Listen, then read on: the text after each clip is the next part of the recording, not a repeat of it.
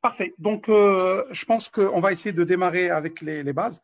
Donc, encore une fois, ce que j'étais en train de dire, et bon, c'est pour partager avec vous un peu l'intérêt de ce domaine. Donc, le domaine de l'intelligence artificielle représentera à horizon 2030 quelque chose comme 13 trillions de dollars de valeur ajoutée.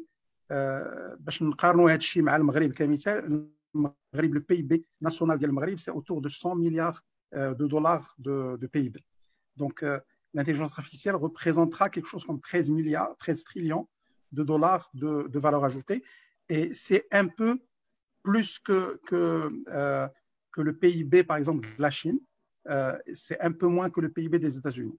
Donc, c'est un domaine aujourd'hui qui est, il a le futur aujourd'hui de la technologie et le futur de la création de valeur et de l'innovation. Donc ça, c'était juste pour situer un peu le décor. Alors, l'impact de l'intelligence artificielle, et je vais y revenir peut-être plus tard dans le cours, c'est un impact qui peut être immense en termes d'emploi. Aujourd'hui, il faut savoir qu'il y a eu la première révolution industrielle. C'est-à-dire que la première révolution industrielle, elle a transformé le travail manuel, donc le travail qui est la main, à travers les machines. Et donc, on a remplacé le travail manuel. L'intelligence artificielle, elle va commencer à remplacer au fur et à mesure une grande partie du travail intellectuel intelligent.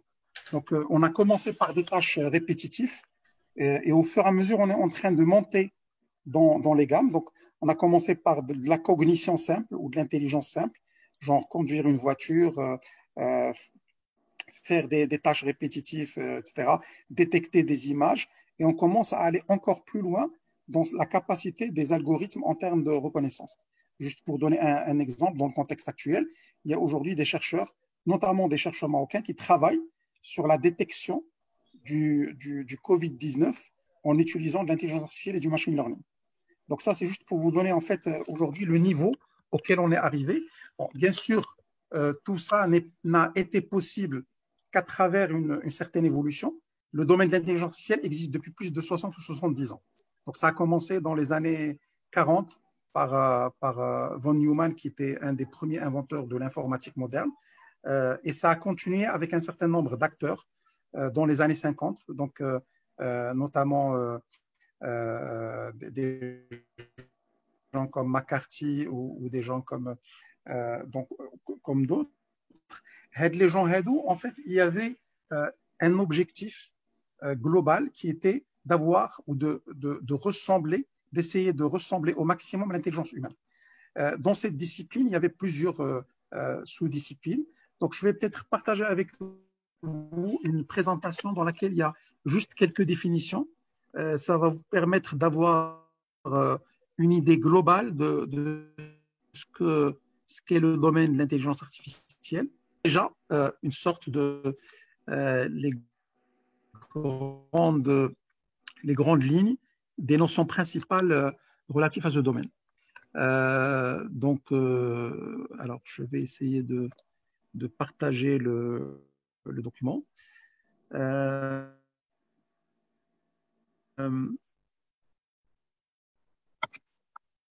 Allô?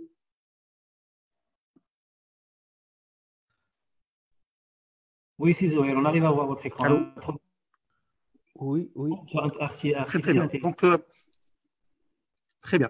Donc, ce que j'étais en train d'expliquer, alors je vais reprendre le partage.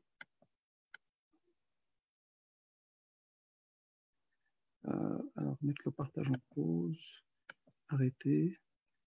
Voilà,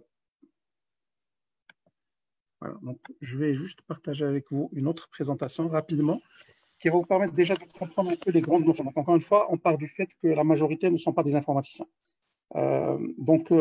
D'abord, première question, c'est quoi l'intelligence? Donc, ça, c'est une question qui a été étudiée à différents niveaux par des philosophes, par des neuroscientistes, par des informaticiens.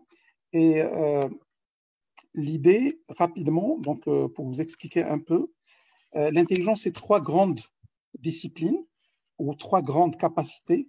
Des capacités de reconnaissance, donc de reconnaître des choses dans notre entourage. Et ces capacités sont généralement assez basiques, c'est-à-dire que on doit être capable de reconnaître des gens, on doit être capable de reconnaître des images, de reconnaître des sons, de reconnaître notre environnement de manière globale. Donc ça, c'est des capacités de reconnaissance. Après, il y a des capacités d'apprentissage. Donc l'être humain, il est capable d'apprendre de nouvelles notions. Dans l'apprentissage, il y a deux notions fondamentales. Il y a la notion de mémorisation. Donc, on doit être capable de mémoriser, mais on doit aussi être capable, à travers la mémorisation, de faire de la classification. Et notamment aussi de l'inférence. Donc on doit, à partir de ce qu'on a appris, on doit être capable de sortir de nouvelles notions ou de nouvelles informations. Et ça, on va y revenir quand on va parler du knowledge ou de la logique. Et la troisième compétence, c'est la capacité de résoudre. Donc résoudre dans le sens large, c'est la capacité de, quand on a un problème, de pouvoir le résoudre. Ça peut être aussi un défi de différents types. Par exemple, partir d'un point A à un point B et quelque chose qui rentre dans l'intelligence. Comment je vais me déplacer d'un point A à un point B? Faire résoudre des problèmes mathématiques fait partie de cette capacité de résolution. Faire des jeux, donc jouer sur des jeux, il y a aussi des capacités de résolution dans le jeu. Donc, voilà les trois grandes disciplines d'intelligence, enfin, en tout cas d'intelligence telle qu'elle est perçue. Bien sûr, il y a différentes écoles dans le domaine de l'intelligence qui parlent de différentes notions, mais on ne va pas rentrer dans ce détail. Donc, ça, c'est pour l'intelligence. Alors, bon, je ne vais pas m'attarder sur ces trois. Alors, maintenant, l'intelligence artificielle, c'est quoi? C'est la discipline de l'informatique qui est dédiée à la résolution de problèmes cognitifs. Donc, ça peut être des problèmes relatifs à l'apprentissage, à la résolution de problèmes et à la reconnaissance de formes. Et c'est généralement des choses qui nécessitent l'intelligence humaine. Donc, l'objectif de l'intelligence artificielle, c'est de simuler la manière avec laquelle le cerveau humain fonctionne pour essayer de faire une de ces trois opérations. Donc, soit apprendre, soit résoudre des problèmes, soit reconnaître des formes ou son environnement de manière générale. Il y a deux grandes disciplines d'intelligence artificielle. Il y a ce qu'on appelle l'IA générale et il y a l'IA appliquée. Alors, l'IA générale, alors les deux disciplines d'ailleurs existent depuis le début de la naissance de l'intelligence artificielle. L'IA générale, elle a comme objectif de carrément avoir une machine ou un robot qui est capable d'apprendre dans différents domaines. Donc, qui peut en même temps, on va dire, reconnaître son environnement, qui est capable de résoudre des problèmes, qui est capable de jouer à un jeu, etc., etc. L'IA appliquée, c'est prendre l'intelligence artificielle et l'appliquer à un domaine précis. Alors, par exemple, on peut l'appliquer au domaine du langage. Je veux reconnaître ce qui est dit sur Internet de manière automatique. Je veux reconnaître des caractères. Donc, je veux lire des documents et reconnaître des caractères. Je vais être capable de reconnaître des objets dans une image. Je suis un programme qui va être associé à la voiture autonome, donc je vais devoir reconnaître des voitures et des passants. Donc ça, c'est l'IA appliquée. Donc, toujours pour continuer dans ces définitions, je ne vais pas m'attarder dessus, je vais passer peut-être 10 minutes sur cette partie et après on partira sur le… Donc, alors, quelques termes associés à l'intelligence artificielle. Je suis certain que vous avez entendu parler d'un certain nombre de termes. Donc, il y a le domaine global qui est l'intelligence artificielle. Alors, je vais juste préciser que l'intelligence artificielle, il y avait deux grandes écoles. La première école, c'est une école qui est basée sur les mathématiques et sur la logique et sur l'algorithmique. Donc, c'est une école qui تحاول simuler l'intelligence en se basant sur la logique. يعني كيف فكر الإنسان كيقد يقول voilà. Puisqu'il y a cette notion et il y a cette deuxième notion, on peut déduire une troisième notion. Et ça, généralement, c'est ce que l'être humain fait de manière aussi naturelle quand il est face à des problèmes. Après, il y a la deuxième,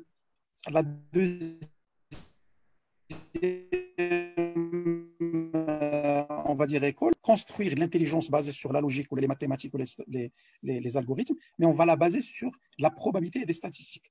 Et donc, on n'est pas dans une intelligence, alors ce qu'on peut appeler une intelligence consciente, mais on est dans une intelligence inconsciente. C'est ce que l'être humain fait quand il reconnaît des choses. Quand on conduit, on ne réfléchit pas de manière logique à comment on va conduire. C'est des réflexes qui ont été acquis avec le temps et avec l'information qu'on a pu avoir dans notre enfance ou là, pendant un certain nombre d'années. Donc, il y a des choses qui sont plutôt de l'intelligence consciente, de l'ordre de l'intelligence consciente, et des choses qui sont plutôt de l'ordre de l'intelligence inconsciente. Donc, je voulais juste faire les deux séparations. Alors, dans le passé, c'est-à-dire même les années 50, pratiquement les années 90 ou là, les années 2000, le plus gros de l'intelligence artificielle était de l'intelligence artificielle basée sur la logique et basée sur les mathématiques et sur l'algorithmique. Et ça, c'est ce qu'on a vu, on va dire, jusqu'à la fin des années 90. Bon, il y a eu des tentatives dans les années 50 pour faire des solutions, on va dire, inconscientes, mais à un certain moment, ils ont été écartés. Et donc, les leaders de l'intelligence artificielle, à un certain moment, ils se sont concentrés sur la partie consciente de l'intelligence artificielle. La partie inconsciente, elle a commencé à émerger. Donc, il y a eu, comme j'ai dit, des tentatives dans les années 50. Elle a réellement commencé, c'est-à-dire vers 2010, et elle a commencé à émerger pour une raison simple. C'est qu'on a commencé à avoir énormément de données qui peuvent permettre à une machine d'apprendre. C'est-à-dire, autant dans le passé, la machine n'avait pas de données. Et donc, il fallait qu'on implémente des algorithmes à partir de la fin des années 2010, la fin des années 2000, avec l'émergence du téléphone portable, des smartphones, avec l'émergence du cloud, avec l'émergence des réseaux sociaux.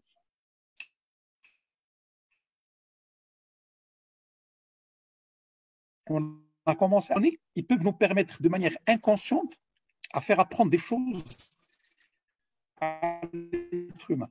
Et c'est ce qui a fait émerger des disciplines, enfin émerger, ces disciplines existaient comme j'ai dit, mais c'est ce qui a fait que ces disciplines sont revenues, on va dire, en force, et les disciplines, on voit le machine learning et le deep learning. Et on va y revenir par la suite, mais je vais peut-être rapidement expliquer un peu de quoi il s'agit. Alors, le machine learning, c'est la capacité d'apprendre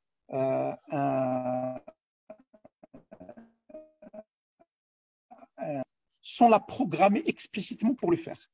C'est un peu ce que fait l'être humain quand il apprend à manger. On ne l'a pas programmé forcément à comment tenir une cuillère ou comment. Le machine learning, c'est une discipline qui permet d'apprendre à des programmes informatiques des choses sans les programmer explicitement pour le faire. Et donc, typiquement, c'est quoi? C'est que des données immenses et on va demander à la machine, à partir de ces données, de pouvoir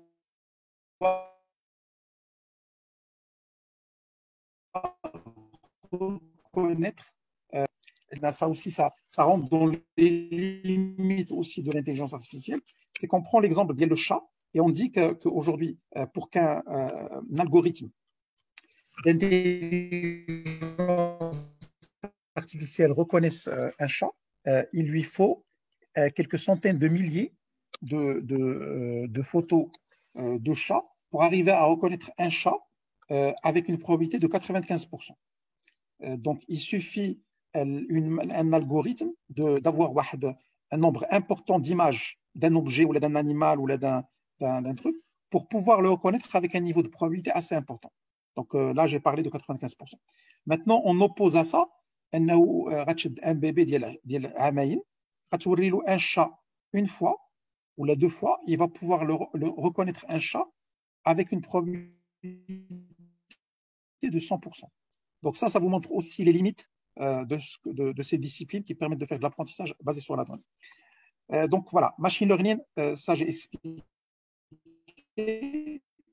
Les réseaux neuronaux ou les réseaux de neurones, donc on parle de réseaux de neurones artificiels, c'est une discipline qui est basée, donc c'est une sous-discipline du machine learning. Donc encore une fois, l'intelligence artificielle, c'est la discipline globale. Au-dessous de l'intelligence artificielle, qui est le machine learning. Au-dessous du machine learning, qui est les réseaux de neurones. Et dans les réseaux de neurones, il y a une sous-catégorie qui est le deep learning. Alors, les réseaux de neurones, c'est quoi? C'est qu'on essaie de simuler l'intelligence. Encore une fois, je parle d'intelligence inconsciente, en se basant sur le même ou un fonctionnement très similaire un réseau de neurones où les réseaux de neurones ils échangent des informations en temps réel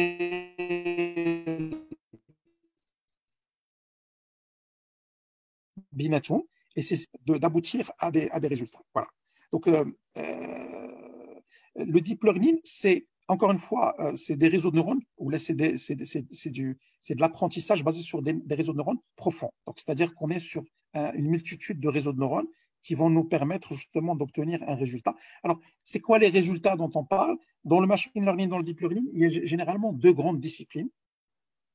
Il y a la première discipline qui est une discipline qu'on appelle une discipline de classification. Et donc, les disciplines de classification, c'est comme مثال بسيط هو غيتعطيك un objet et tu vas dire est-ce que c'est un fruit ou c'est un légume, par exemple. غيتعطيك un truc ou là غتعطيك une photo et tu vas pouvoir classifier est-ce que cette photo elle correspond à tel phénomène ou tel phénomène. Ou là, vous allez recevoir un mail et ça, vous le vivez pratiquement tous chaque jour. Comme un email. Et sur ce mail, vous allez classifier est-ce que c'est un mail, c'est un spam ou pas. Donc, ce que vous avez dans votre boîte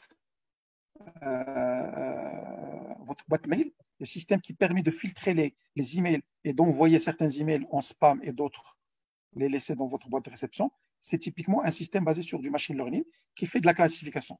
Donc, qui يشد هذاك الميل وكيقول على حساب l'historique que j'ai vu, que ce soit par vous ou la part d'autres utilisateurs, le mail il ressemble plutôt à un spam ou non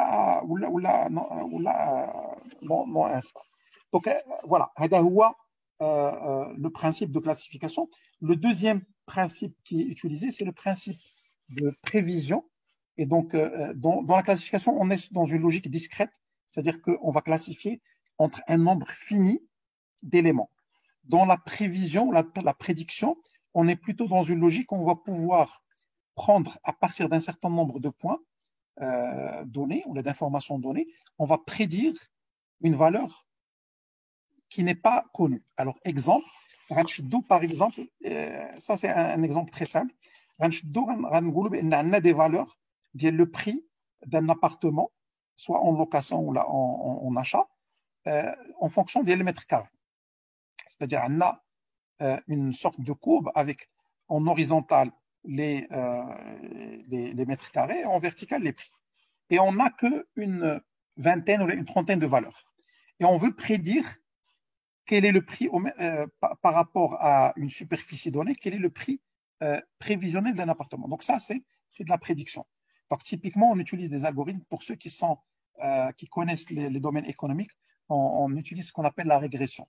Il y a différents types de régression, donc on va y revenir quand on va parler de machine learning, mais il faut juste savoir que les deux grandes disciplines, généralement quand on parle de machine learning, on est soit dans la classification, donc je prends par exemple, je vois une photo par exemple d'un scanner thoracique et je peux détecter est-ce que la personne est malade ou pas du Covid-19, ou est-ce qu'elle a un cancer ou pas, donc c'est de la classification simple. Et la prédiction, c'est la capacité, en ayant un nombre limité de données, de pouvoir prédire de manière continue la valeur, quel que soit on va dire, les variables d'entrée. Donc, typiquement, c'est valable pour des domaines comme ce que je viens de dire, c'est-à-dire dans des domaines économiques, on veut prédire, par exemple, l'évolution. C'est valable aussi, par exemple, je vais prendre aussi un exemple qui est assez connu, où quand on parle de la Covid-19, qu'il y a des gens qui ont travaillé sur des algorithmes pour prédire l'évolution de la maladie dans les prochaines semaines ou les prochains jours. La prédiction, elle est basée sur des algorithmes de type régression. Donc, c'est de la régression, c'est-à-dire qu'on a des valeurs, ou qu'on a les valeurs dans un algorithme. Alors, c'est pas sorcier, c'est très simple. La plupart des cas, les algorithmes sont connus, ils sont développés. On va voir tout à l'heure Python comment enfin, en tout cas, on va peut-être pas le voir faire de la séance, on va le voir au fur et à mesure. C'est très simple, il y a des algorithmes qui sont déjà prêts. Toute l'intelligence va être dans la donnée qu'on va injecter. Donc, il faut que cette donnée soit représentative, ne comprenne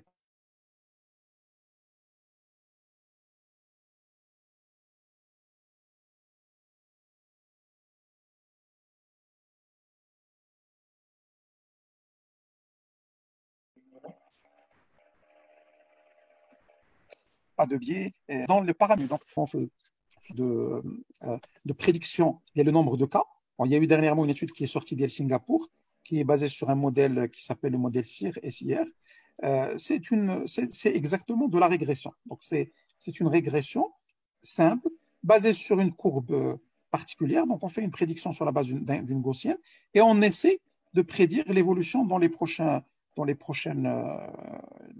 jours ou les prochaines semaines, d'y est le nombre de cas ou le nombre de contaminations. Voilà. S'il y a des questions jusque-là, n'hésitez pas.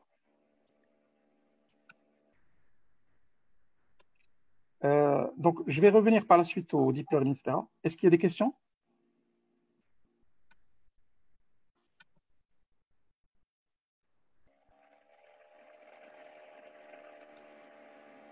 Ok, donc on continue. Il y a 3 aussi grandes disciplines qui sont importantes à connaître dans la taxonomie. Encore une fois, ça, c'est les grandes définitions.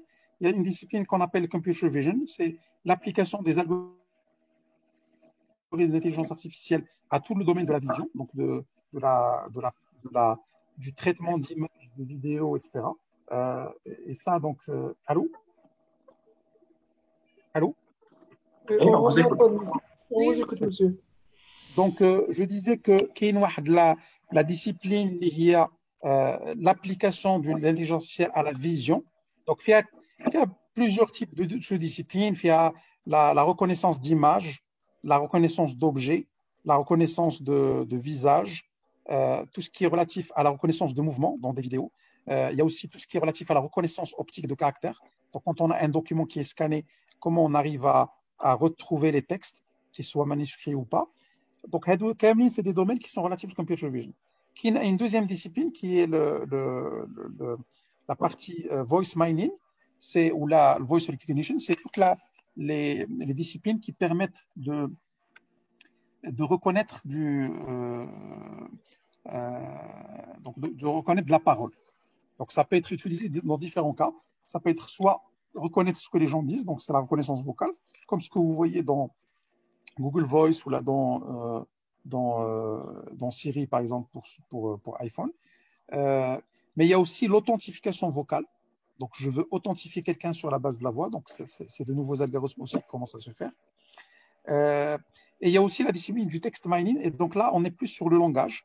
Donc, on essaie de prendre dans les textes, d'essayer de comprendre le sens d'un certain nombre de choses. C'est-à-dire quelqu'un qui va parler, par exemple, on va essayer de sortir dans une phrase là où il parle d'une date, là où il est en train de parler d'un être humain, là où, etc., etc. Et donc, dans cette text mining, c'est une discipline, une sous-discipline de la reconnaissance de langage. On va dédier une séance particulière à la reconnaissance de langage à la fin de le cours. Je vais peut-être, donc voilà, la partie langage, il y a 3 sous-disciplines. Il y a ce qu'on appelle le NLP, le Natural Language Processing. Il y a le NLG, le Natural Language Generation, et le NLU, c'est Natural Language Understanding. Alors, juste rapidement, pour ne pas rentrer dans les abréviations, ce qui est bien dans l'informatique, c'est qu'on invente énormément d'abréviations. De quoi il s'agit. Donc, le NLP, c'est le traitement de langage naturel. Donc, on a des phrases, et on essaie à partir de ces phrases de sortir des informations. Le NLG, c'est l'inverse, c'est je veux générer du langage. Je pense que vous avez entendu parler les algorithmes qui génèrent des articles.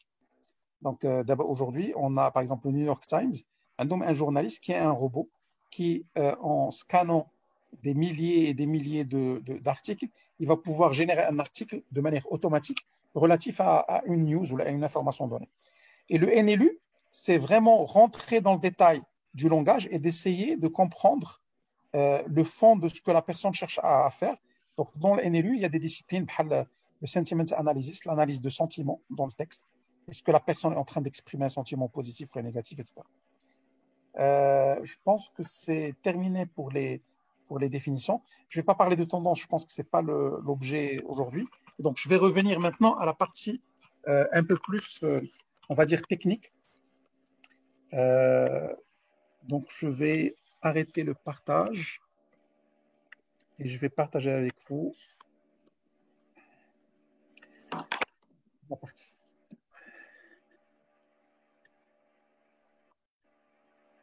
Très bien. Alors, peut-être juste avant de voir ça, je vous invite tous à faire un petit exercice. Le site officiel d'El Python. Alors, je vais peut-être aussi essayer de le partager en parallèle, juste pour vous vous montrer ça. Donc, je ne sais pas si vous arrivez à voir. Oui. Ça, très bien. Oui. Alors, Hada, c'est le site officiel de Python. Donc, Python, c'est un des langages de programmation qui existe aujourd'hui. Et c'est un langage qui est très adapté à tout ce qui est intelligence artificielle. Alors, déjà, rapidement, donc, un langage de programmation, c'est un moyen d'écrire des programmes informatiques. Et donc, il y a différents types de langages. Il y a des langages très anciens qui existent depuis très longtemps. Vous avez probablement entendu parler de langages comme Java ou là comme Basic ou là comme C ou C++.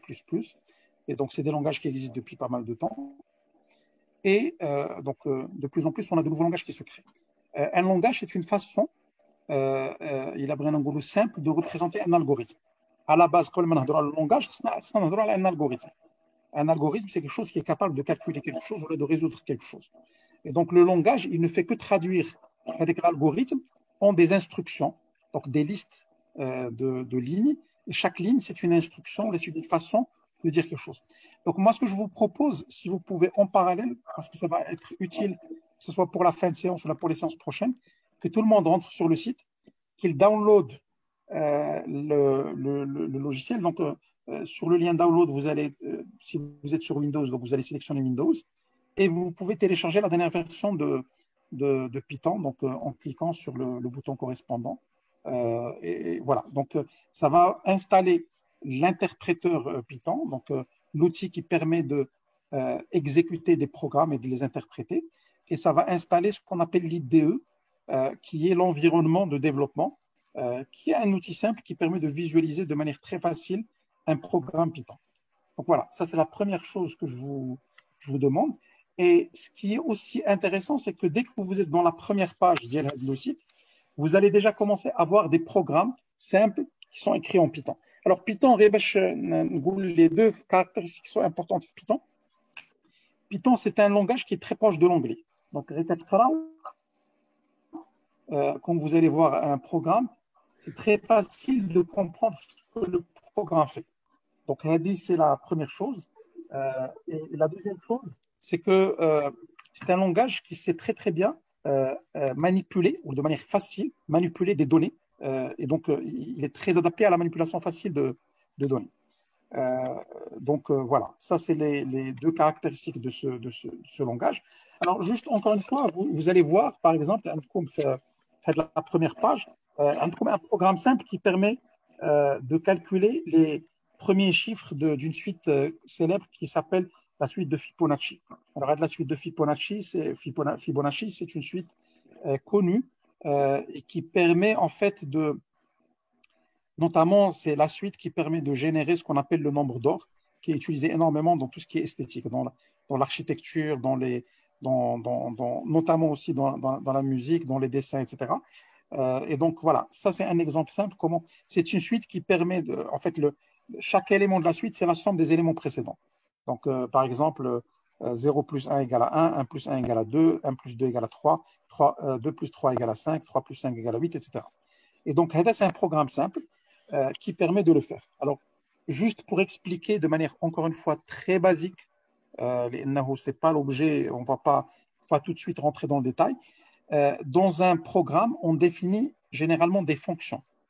Les fonctions, c'est une sorte, ça ressemble un peu à la fonction mathématique, c'est une façon d'implémenter un calcul.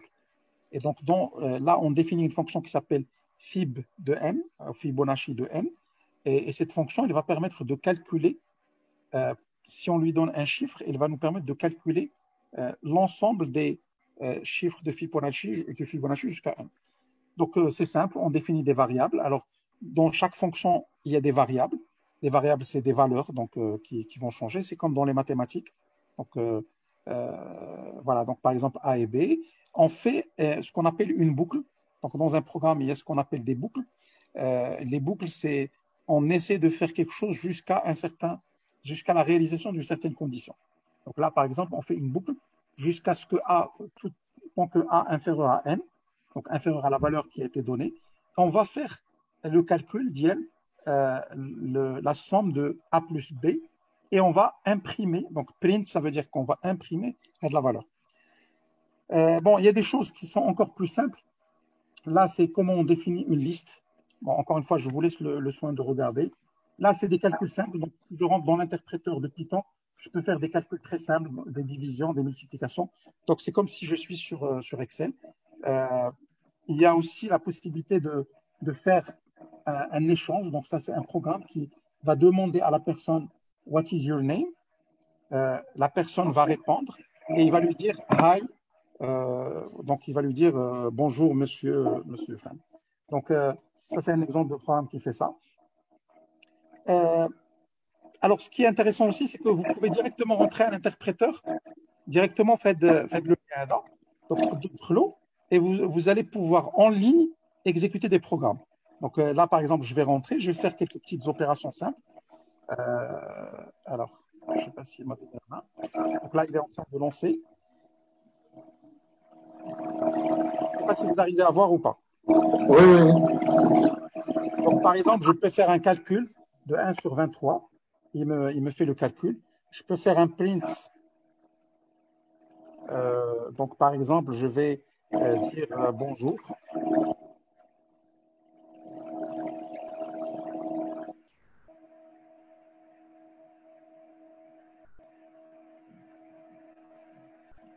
Voilà, il va imprimer bonjour AI. Voilà, donc ça c'est juste un exemple et donc vous pouvez bien sûr déjà commencer à manipuler par vous-même pour regarder comment ça marche et vous n'avez pas besoin d'installer forcément l'interpréteur pour pouvoir faire ça, vous pouvez le faire directement en ligne. Voilà, donc ça c'est juste pour vous dire de manière très rapide c'est quoi Python. Encore une fois, alors il y a quelque chose que je n'ai pas encore mentionné mais qu'on va peut-être voir plus tard de manière plus précise, c'est Python est un langage qu'on appelle un langage orienté objet. Donc, un langage orienté objet, c'est un langage qui manipule des objets et ces objets appartiennent à des classes. Donc, quand on veut écrire un programme, généralement, on écrit une classe d'objets et dans cette classe d'objets, on définit des attributs ou des paramètres et on définit des opérations ou des fonctions ou des méthodes. Donc, généralement, un objet, ça peut être par exemple un être humain. Et l'être humain, il va avoir des attributs. Donc, il a une taille, il a un poids, il a, je sais pas, une couleur, etc. Et il a des fonctions. Donc, il va pouvoir se déplacer, bouger, il va pouvoir vivre, mourir, etc. Et donc, c'est des fonctions qui peuvent être associées à cette classe. Et bien sûr, on peut avoir des sous-classes. Donc, l'intérêt de la programmation orientée objet, c'est qu'on peut faire des arborescences de classes. C'est-à-dire, on peut avoir un être humain. Sous un être humain, on peut avoir ou là, on peut avoir un être vivant ou là, un être de manière générale. Sous un être, on peut avoir une classe être humain dans laquelle on va avoir un enfant,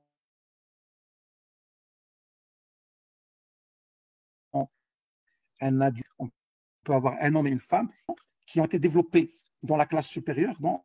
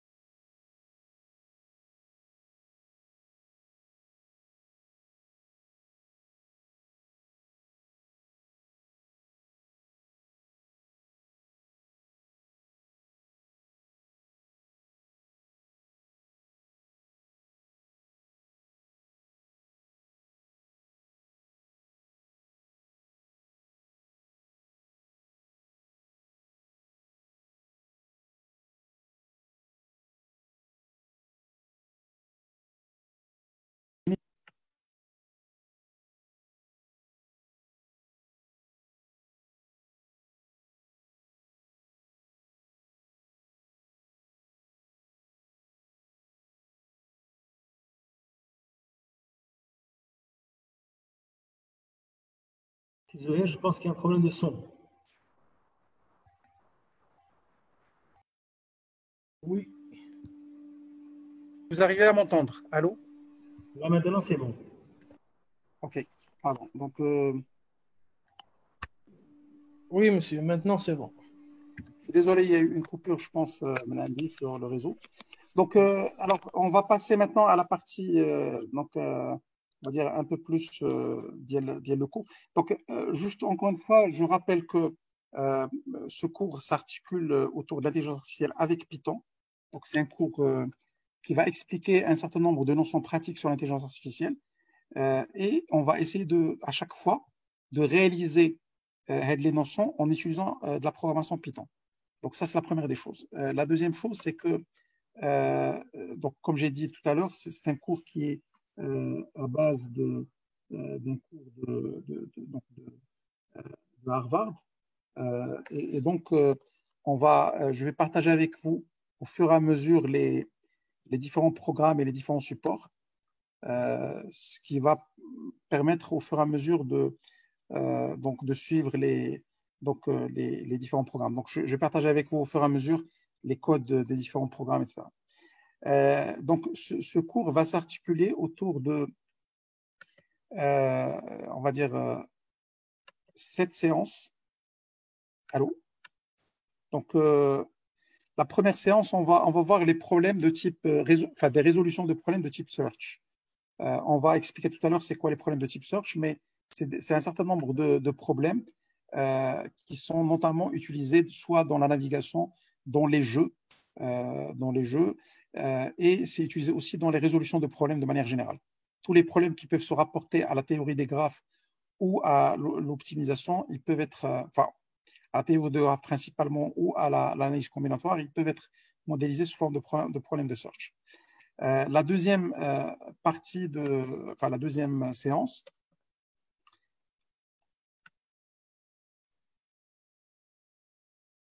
donc la deuxième séance, c'est une séance qui est centrée sur la connaissance, le knowledge. Donc on va essayer de voir comment un programme va pouvoir acquérir de la connaissance. Et donc on va se baser sur la même logique qu'utilise l'être humain. Donc on va essayer de rappeler un certain nombre de notions de logique que pratiquement tout le monde a vu en terminale, le bac. Généralement, vous avez certainement vu les notions de base de la logique. Et donc, on va essayer de les rappeler et on va essayer de voir comment, à partir de là, on peut écrire des programmes qui peuvent, au fur et à mesure, acquérir des connaissances et donc résoudre des problèmes avec ces nouvelles connaissances. Une des problématiques qui se posent assez souvent quand on parle d'intelligence artificielle, c'est que comment on va gérer l'incertitude. Donc, l'être humain est fait pour gérer l'incertitude, mais un ordinateur n'est pas fait forcément pour gérer l'incertitude. Donc, on sait très bien que les ordinateurs sont basés sur de la logique booléenne, c'est-à-dire des 0 ou des 1. Comment on peut intégrer ou introduire la notion d'incertitude dans un programme informatique?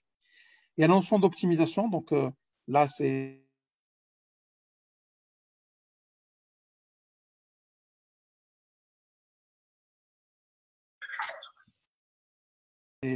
comment la fonction des systèmes de machine learning. Et on va terminer par la partie deep learning et neural networks.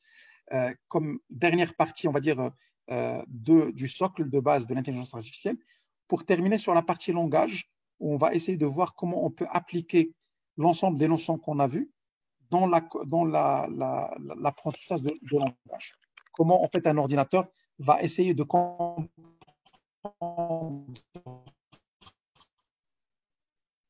des phrases, sortir éventuellement des sentiments qui sont exprimés et éventuellement répondre à ces phrases ou à ces problématiques. Donc, je ne sais pas si jusque-là, il y a des questions. Est-ce qu'il y a des questions de là-bas ou là?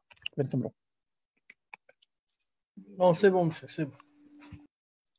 Est-ce que, Yakma, il compte si je vais très vite, n'hésitez pas à m'interrompre. Donc, pour l'instant, tout ce qu'on vient de dire est clair ou là? Non, très bien, monsieur. Très bien. Oui, c'est clair. Parfait. Alors, donc, on va d'abord la première séance. Enfin, c'est-à-dire la première partie on va dire, ce cours de Harvard, qui est concentré sur les problèmes de search. Alors, c'est quoi les problèmes de search? D'abord, les problèmes de search, c'est des problèmes qu'on va voir dans la vie quotidienne de manière assez souvent, notamment, par exemple, dans des questions de puzzle ou de jeu. Alors ça, c'est un exemple de ce qu'on appelle 15 tiles square. Donc, c'est un carré avec 15 cases. Et en fait, le search, dans ce cas, ça va être comment ordonner les différentes cases du chiffre le plus petit jusqu'au chiffre le plus grand. Et donc ça, c'est un exemple de problème de search. Deuxième type de problème de search, c'est les problèmes de type labyrinthe. Donc, on a une maze, on a un point d'entrée, on a un point de sortie, on veut partir du point A jusqu'au point B et on veut devoir parcourir les différents chemins. Bien sûr, il peut y avoir aussi des questions d'optimalité, comment on va essayer d'être intelligent pour essayer d'aller du point A au point B. Un troisième type de problème de search que vous connaissez certainement, c'est le problème de déplacement d'un point A à un point B. Quand vous utilisez Google Maps, le programme qui va calculer le chemin de A à B, le chemin de l'endroit où vous vous trouvez au chemin que vous voulez atteindre, c'est typiquement un problème de search. C'est-à-dire il va devoir choisir un certain nombre d'artères pour arriver du point A au point B. Et bien sûr, il va y avoir des questions d'optimisation. Soit je vais optimiser la distance, soit je vais optimiser la durée, soit je vais optimiser le coût. Et donc, c'est ça un peu comment l'indication se fait sur Google Maps.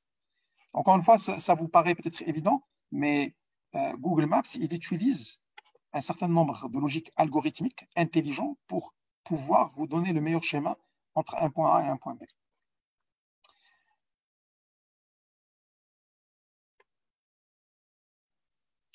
Très bien. Donc, c'est quoi un problème de recherche ou un search problem? Donc là, je vais essayer d'expliquer de manière assez facile des notions de base sans rentrer, donc en essayant de s'approcher de l'algorithme, mais sans rentrer dans la programmation. Et on va revenir à la programmation après. Donc, un problème de search, ça contient un agent, un agent, which is an entity that perceives its environment. Déjà, une question, est-ce que vous n'avez pas de problème avec l'anglais ou est-ce que vous préférez plutôt le français ou l'anglais ou l'arabia? Comme vous voulez, monsieur. ما عندكمش مشكل مع l'anglais. Non. Non, pas de problème, c'est OK. Est-ce que c'est le cas pour tout le monde?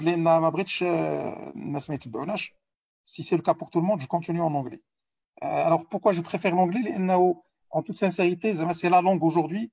D'abord, plus on va utiliser l'anglais, plus ça va être facile de transformer ce qu'on est en train de dire en programme. Et deuxièmement, c'est la langue du futur. La meilleure documentation scientifique, la meilleure documentation sur des sujets comme l'intelligence artificielle, elle est en anglais.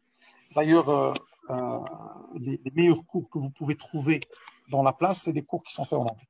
Donc, je vais essayer d'alterner entre français et anglais, comme ça, s'il y a des choses qui ne sont pas comprises, n'hésitez pas. Donc, an agent, it's an entity that perceives its environment and acts upon that environment. Donc, un agent, ça peut être, en résumé, n'importe quel, ça peut être un programme dans une voiture autonome, ça peut être on va dire un joueur dans un jeu sur ordinateur, etc. Donc, l'agent, c'est quelque chose qui perçoit son environnement et il va essayer d'agir sur cet environnement. States, donc, is a configuration of the agent and its environment. Donc, un état, c'est une configuration de l'agent et de son environnement. Donc, ça, c'est des exemples d'états. Dans le programme de type 15 tiles square, on peut avoir plusieurs états en fonction de l'évolution de le jeu. Donc, le premier, c'est un état. Ce deuxième cas, c'est un état. Ce troisième cas, c'est un état. Initial states, c'est the first state or the state in which the agent begin. Donc, c'est généralement le point de départ. Donc, si on est dans une logique de map, c'est le point de départ. Si on est dans une logique de jeu, c'est l'état initial dans laquelle on commence. Si on prend par exemple un jeu d'échecs, l'initial state, c'est l'état initial dans lequel on dispose les pions et les pièces du jeu. Voilà, donc ça peut être un exemple d'initial state. Actions, c'est choices that we can make, that can be made on a state, or in a state. C'est-à-dire qu'à n'importe quel moment, si je prends un état, je vais avoir un certain nombre d'actions possibles et je vais représenter ces actions sous forme d'une fonction qui va s'appliquer ou auquel on va donner comme paramètre l'état, state, S, et qui va nous donner l'ensemble des actions qui peuvent être exécutées sur cet état. Je vais représenter ça de manière simple. Si je prends le cas avec le fameux carré avec les différents jeux, je peux avoir 4 actions possibles.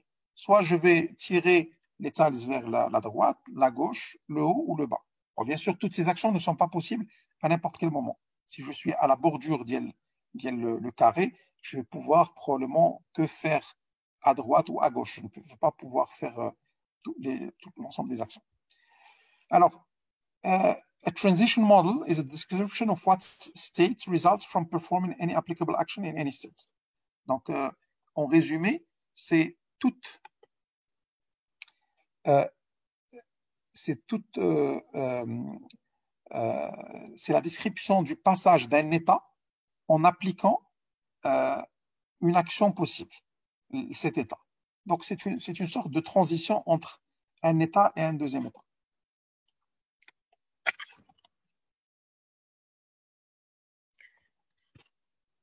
Très bien. Donc, alors, ce transition model, on peut là aussi le schématiser comme une fonction. Donc là, j'essaie en même temps de vous expliquer les notions et d'introduire aussi un certain nombre d'éléments qui sont plutôt d'ordre algorithmique et programmatique qu'on va utiliser par la suite. Donc, transition model, on peut l'exprimer comme étant le résultat du fait d'appliquer une action à un état donné. Donc, et ça doit retourner l'état résultant. Donc, on dit l'état, je lui applique une action et ça va donner un deuxième état. On va voir ça de manière visuelle. L'état initial, je considère que ce carré, c'est l'état initial, et je lui applique une action de type pousser un tile vers la droite, ça va me donner cet état. Et donc, results de l'état auquel on applique cette action, ça va donner l'état suivant. Donc, je répète, results, le modèle de transition, transition model, c'est quelque chose auquel on va donner un état, une action, et qui va nous retourner un autre état.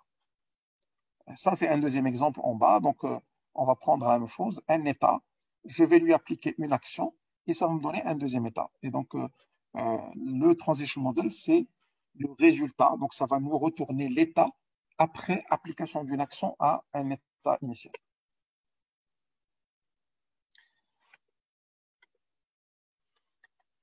OK. Donc, alors, state space, bon, ça, à la limite, c'est juste l'ensemble des états qui peuvent être atteints à partir de l'état initial dans une séquence d'actions. Donc, l'ensemble des états, on va l'appeler l'espace des états ou state space.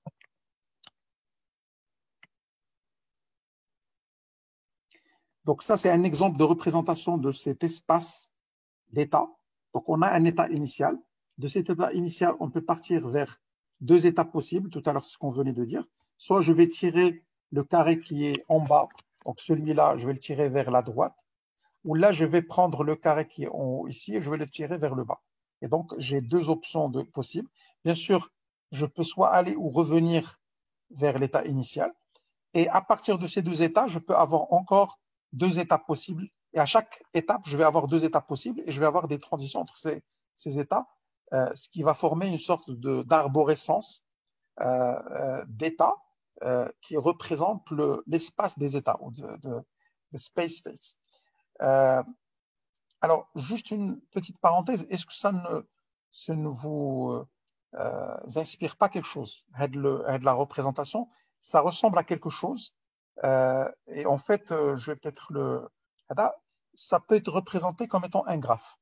Donc, l'état étant représenté par un nœud, donc c'est ce qui est représenté sous forme de cercle bleu, et les actions sont représentées par des arêtes, donc des flèches, et donc je vais passer d'un état à un autre en utilisant la flèche, et je vais parcourir donc différents nœuds en passant d'un état à un autre.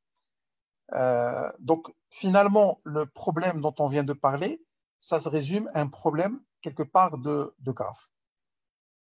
Alors, on va revenir à cette logique de graphe tout à l'heure, mais ce qui est important aussi, c'est de continuer la définition de ce que c'est qu'un problème de search. Donc, on a dit que ce problème de search, c'est d'abord un agent qui va agir et donc qui va faire évoluer le système d'un état à l'autre. On a parlé de la notion de state, d'état, et donc on peut avoir dans un programme différents états. On a parlé de initial state, donc de l'état initial. On a parlé de actions, donc l'ensemble des actions qui peuvent être appliquées à un état. On a parlé de transition model, le passage d'un état vers un autre en appliquant une action. Et là, on parle du goal test, qui est une façon de déterminer est-ce qu'on est arrivé à l'état final ou à l'état objectif. Dans n'importe quel problème de search, on a l'état initial ou on a un état objectif qui est ce qu'on appelle le goal state. Et le goal test, c'est la façon qui nous permet de savoir est-ce qu'on est dans l'état objectif ou pas. Le path cost, alors le path cost, c'est une valeur numérique qui permet, which is associated, donc which can be given to a path, and it's a way to calculate the cost of a path. يعني quel est le coût اللي كان نبغى نقولوا كندفعوه alors le coût c'est quoi? Ça peut être un coût numérique de type réellement un coût réel. بحال دابا كنديروا غندير انا غنمشي من كازا للرباط à un certain moment غيقول لك بانك راه غدوز من une autoroute وهاد l'autoroute elle est payante. Donc là ça peut être un coût qui est associé à un chemin. Donc dans un chemin, il peut y avoir un coût, ça peut être un coût que tu payes pour utiliser le chemin. Ça peut être un coût de type coût de parcours, donc gasoil, donc distance et donc bien sûr gasoil. Et ça peut être aussi un coût en termes de temps. Je peux aussi faire un graphe en disant mon coût d'abord c'est le temps et donc je vais essayer de calculer à n'importe quel moment quel est le temps que je vais utiliser pour passer d'un état à un autre.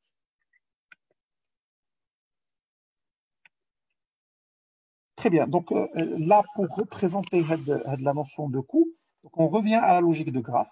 Donc on a différents nœuds, on a différents chemins entre les nœuds, et on va ajouter à ces chemins une notion de poids ou une notion de coût de chaque action. Chaque action, elle peut avoir un coût, et le coût il peut être différent. Bien sûr, on peut avoir le cas le plus simple, où le graphe, l'ensemble des arêtes, donc l'ensemble des actions, ils vont avoir le même coût. Et ça, c'est le cas standard ou là, le cas de base d'un graphe. Comme on peut avoir des graphes, les coûts ils sont différents selon le chemin parcouru ou là, selon l'endroit parcouru.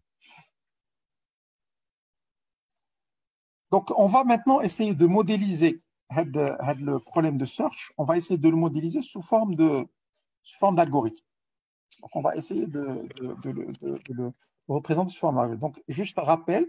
On a dit un problème de search fait un initial state, list of actions to be applied to a state, et donc c'est une liste. Transition model qui va prendre en paramètre une action et un état et qui va nous retourner un autre état. Goal test qui est le test qui permet de dire est-ce qu'on est arrivé à destination ou pas.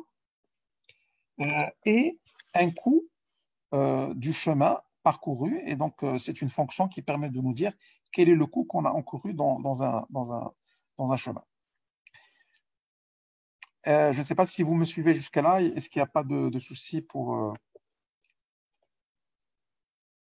Non, c'est clair. OK. Donc, une solution, c'est une séquence d'actions qui va permettre d'aller de l'état initial jusqu'à l'état final.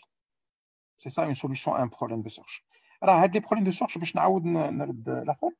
ils s'appliquent à différents domaines. Donc, tous les jeux, pratiquement, une grosse partie des jeux, c'est des problèmes de search. Si vous prenez Strange, des échecs, c'est un jeu de type search. On a un état initial, on a un état final, ou plusieurs états finaux, parce qu'on peut avoir aussi, et ça c'est plus les problèmes sont complexes, plus on va avoir ça, on peut avoir plusieurs états finaux, et l'état final il va être mesuré par un goal test. Donc dans le cas des Strange, les goal test, Strange ou la Dama, enfin, tout type de jeu, et on a des actions qui peuvent être appliquées à n'importe quel moment. Bien sûr, là, on est dans un cas simple. Plus on va aller dans des cas complexes, plus ça va être encore plus compliqué à comprendre, etc. Ce qui est le cas, par exemple, des échecs. Mais techniquement, les échecs, c'est un problème de search. Une grande partie de jeux, ils sont toujours basés sur la même logique. On a un état initial, on a un état final, et on va essayer de le parcourir. Donc, on a vu le problème des les 15 tiles. Il y a le problème aussi, sur lesquels on va revenir peut-être tout à l'heure. On verra en fonction du temps. C'est le problème de type tic-tac-toe, donc les XO. Les problèmes aussi de type, donc tous les puzzles, tous les problèmes de type puzzle, c'est des problèmes de search. Tous les problèmes de type labyrinthe, c'est des problèmes de search. Comme j'ai dit, les échecs, les jeux où il y a des actions qui sont définies à n'importe quel moment, c'est des problèmes de type search. Bon, on a parlé de solution, maintenant on parle d'optimal solution. An optimal solution is a solution that has the lowest path cost among all solutions. Donc, une optimal solution, d'abord, elle est liée à une fonction de coût, donc to a path cost. Cette fonction de coût peut être différente selon notre perception et selon nos priorités.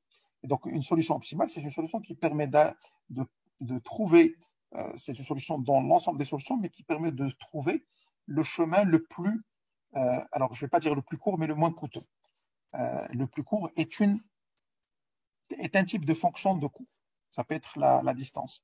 On peut aussi avoir le temps. On peut avoir, comme on a dit tout à l'heure, le coût financier, etc. Alors, donc tout à l'heure, on avait parlé de nœuds, quand on a parlé de graphe. Maintenant, dans un nœud, qu'est-ce qu'il y a comme information dans un nœud? L'information qu'on a dans un nœud, c'est un état. C'est aussi le parent de cet état, c'est-à-dire à partir d'où on est arrivé à cet état. C'est une action qui a été appliquée aux parents pour arriver vers cet état. Et c'est un coût qui va du point initial jusqu'au nœud. Donc le nœud, c'est une notion un peu plus, on va dire, poussée que la notion d'état. Parce que la notion d'état, en fait, elle ne donne que l'information temporaire, l'information immédiate. Par contre, le nœud, il donne l'information historique.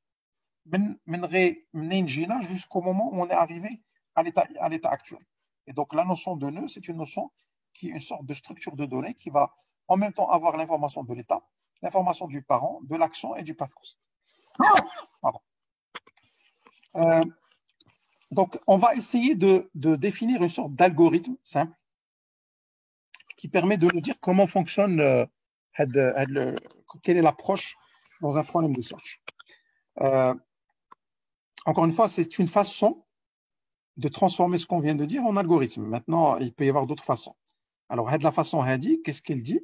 Elle dit on va démarrer par ce qu'on appelle une frontière. Et cette frontière, elle va contenir initialement l'état initial. Donc, je vais mettre dans ma frontière l'état initial. Après, je vais faire un travail répétitif. Le travail répétitif, c'est que quand la frontière elle est vide, il n'y a pas de solution. Donc, il n'y a plus de solution, on n'a plus de quelque chose à parcourir. Sinon, j'enlève l'élément de la frontière et donc j'enlève un élément de la frontière. Donc, si je suis l'état initial, donc j'enlève l'état initial de la frontière. Et après, je vais essayer de me poser la question, est-ce que l'élément que j'ai enlevé, c'est l'élément final, ou là, il correspond à l'état final. Si ça ne correspond pas, si ça correspond à l'état final, je retourne la solution. Si ça ne correspond pas, je vais essayer d'explorer les nœuds qui viennent juste après. Et donc, je vais ajouter les nœuds qui viennent juste après à la frontière. Les nœuds et je vais les explorer. Donc, jusqu'à ce que j'explore l'ensemble du graphe. Donc, ça, c'est une approche algorithmique pour représenter le problème de search. Je vais essayer de continuer. Je ne sais pas si... Alors, en termes de délai, on est 22h12. Donc, bon, je vais essayer d'avancer rapidement. Alors, je ne sais pas si ça vous paraît simple, on peut avancer rapidement. Donc, voilà. Bon, ça, c'est un exemple de l'algorithme appliqué. Je ne vais pas m'attarder, mais disons qu'on va voir comment ça va fonctionner. Je vais démarrer avec A.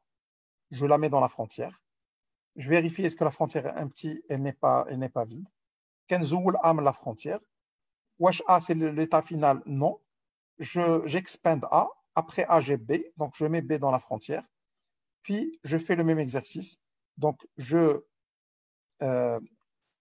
vérifie est-ce que B est la solution. B n'est pas la solution. Je vais l'enlever de la frontière et je vais explorer ce qu'il y a après B. Donc, ce qu'il y a après B, c'est C ou D. Je les mets dans la frontière et je continue le même exercice. Donc, je peux prendre D, par exemple, et je vais dire, est-ce que D... alors, l'objectif, bien sûr, de cet exercice aujourd'hui, c'est de trouver le path de A à E. Donc, je vais prendre D. D n'est pas la solution finale. Je l'enlève de la frontière. J'explore ce qui est après. J'ai après F. F n'est pas la solution. Et donc, je vais revenir après. Je reviens à C. Et donc, la même chose, j'explore C. Après C, il y a E. Et donc, automatiquement, je mets E dans la frontière. Je vérifie, est-ce que E, c'est la solution? Oui, E est la solution. Et donc, j'ai trouvé mon chemin. Voilà. Donc, voilà à quoi ça ressemble. Bon, là, dans ce cas, ils ont commencé E par C et non pas par D. Mais bon, là, c'est un choix. Donc, quand on met des éléments dans la frontière, on va voir qu'il va y avoir deux manières d'explorer la frontière. Alors, qu'est-ce qui peut se poser comme problème dans cet algorithme, à votre avis? Est-ce que cet algorithme est parfait? Qu'est-ce qui peut aller mal? What can go wrong? Il a l'algorithme, à votre avis?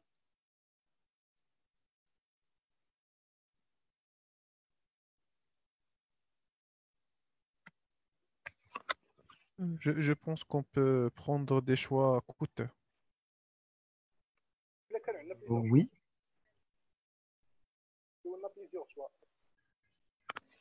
Alors, on a plusieurs choix. Ça peut être coûteux.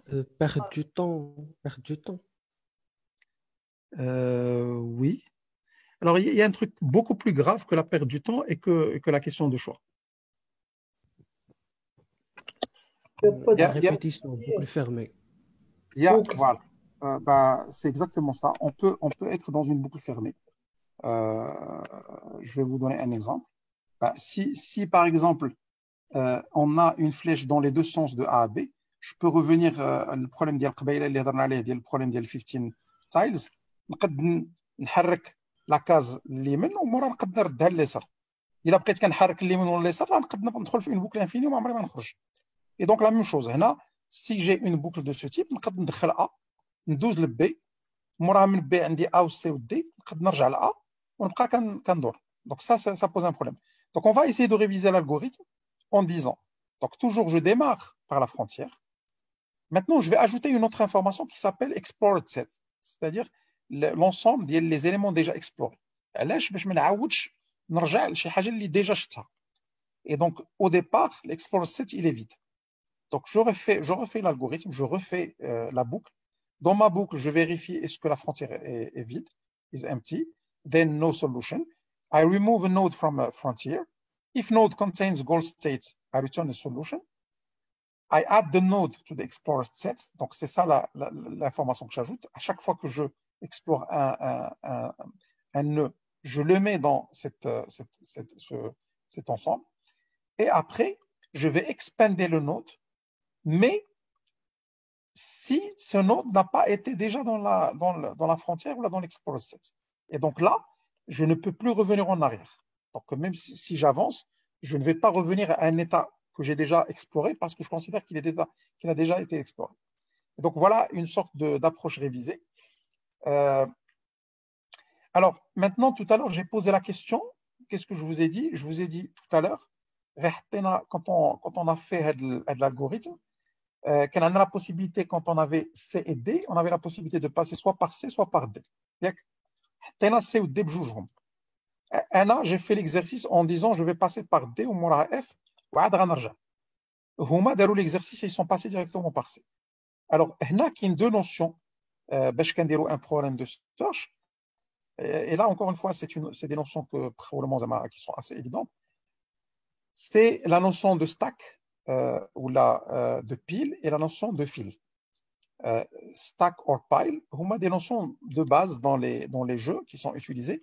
C'est-à-dire que si je suis dans un mode pile, كنحط les éléments واحد فوق الآخر, ou quand j'explore toujours le dernier élément qui a été posé dans la pile. Si je suis dans un mode file, c'est-à-dire que ou la Q, l'anglais, je suis en train de mettre chaque élément et je vais faire ce qu'on appelle le first in, first out. C'est-à-dire premier venu. Alors, dans le monde informatique, on appelle ça, ou même dans la logistique, on appelle ça FIFO, c'est-à-dire first in, first out. Yani, le premier venu, ou le premier qui sort. أول élément qui entre la frontière, ou qui sort منها. Donc, tout à l'heure, pour revenir les notions on a parlé d'éléments qui rentrent la frontière. Il a compte en mode pile. Alors, l'élément tel il est donc le cas c'était D. C'est ce que moi j'ai fait. Il a compte la logique Q ou fil. Alors, le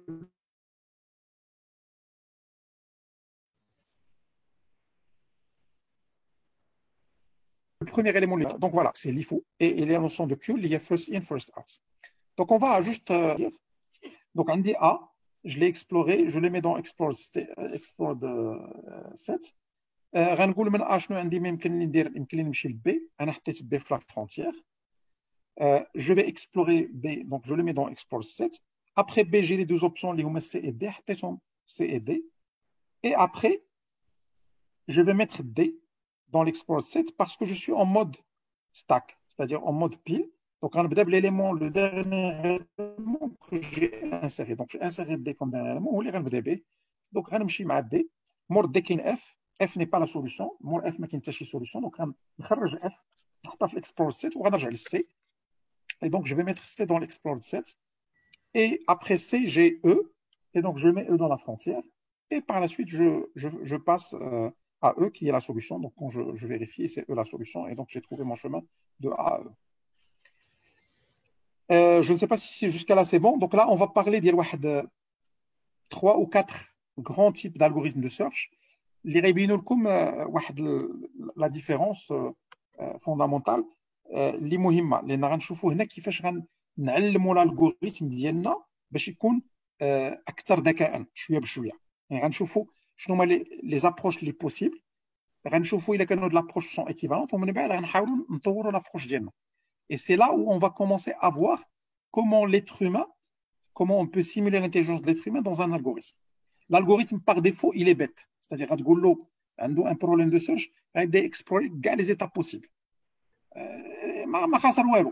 C'est un calcul, un graphe, je vais explorer tous les cas possibles ou on a la solution.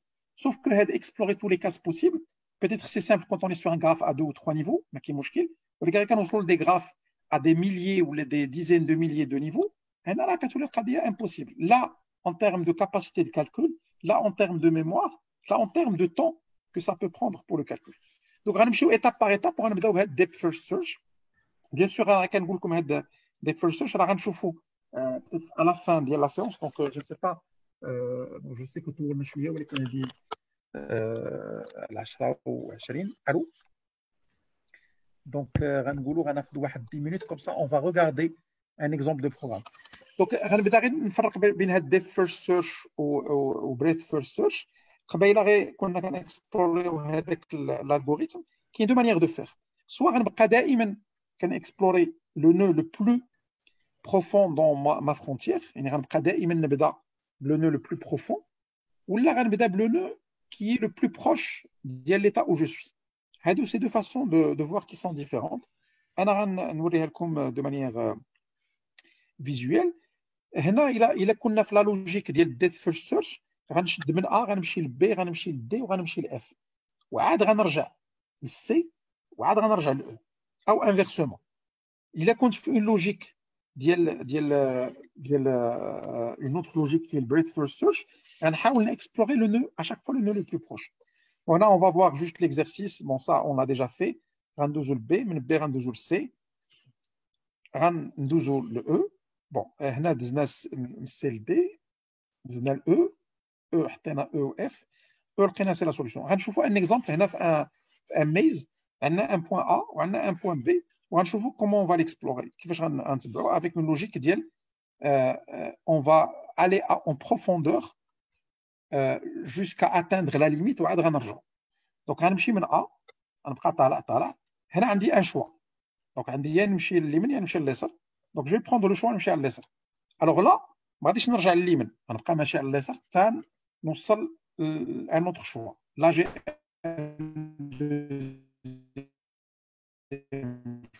شوا غنشوازي باغ اكزومبل اني نمشي لليسار غنكمل لليسار وصلت للان دي عاوتاني سي ديث c'est-à-dire la profondeur donc j'ai exploré de manière profonde le chemin عاد غنرجع لو شوا اللي كان عندي من قبل اللي هو نمشي على اليمين دونك غنمشي على اليمين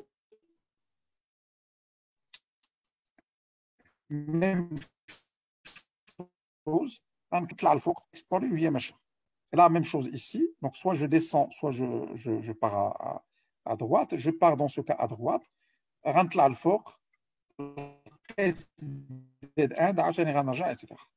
Donc ça c'est un exemple de depth first search c'est-à-dire كنمشي en profondeur. C'était une recherche en profondeur. On va dire il va fonctionner.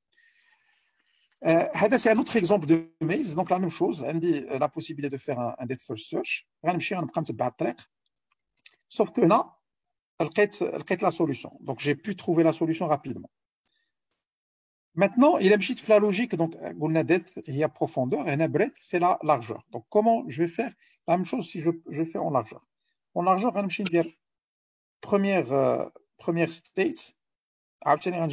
La première state, oui, deuxième state, troisième state, quatrième, cinquième, sixième. Et j'ai trouvé la solution. Alors, à votre avis, il y a la différence fondamentale entre les deux algorithmes. C'est-à-dire, est-ce qu'il y a un algorithme qui est plus optimal que l'autre?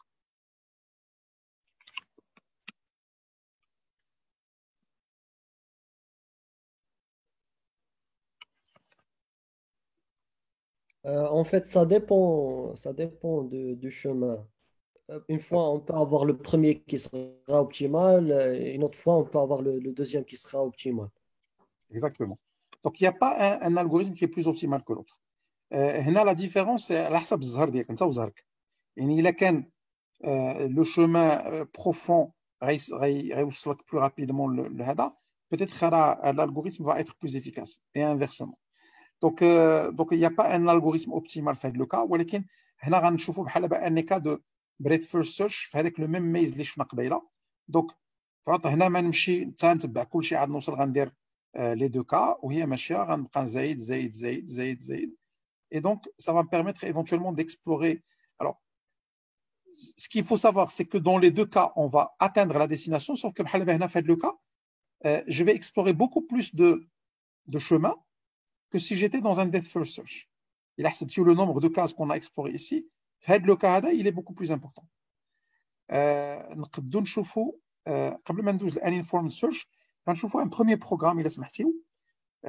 Donc, le programme comment il est exécuté. Donc, on a l'outil de visualisation de Python. Encore une fois, les sources,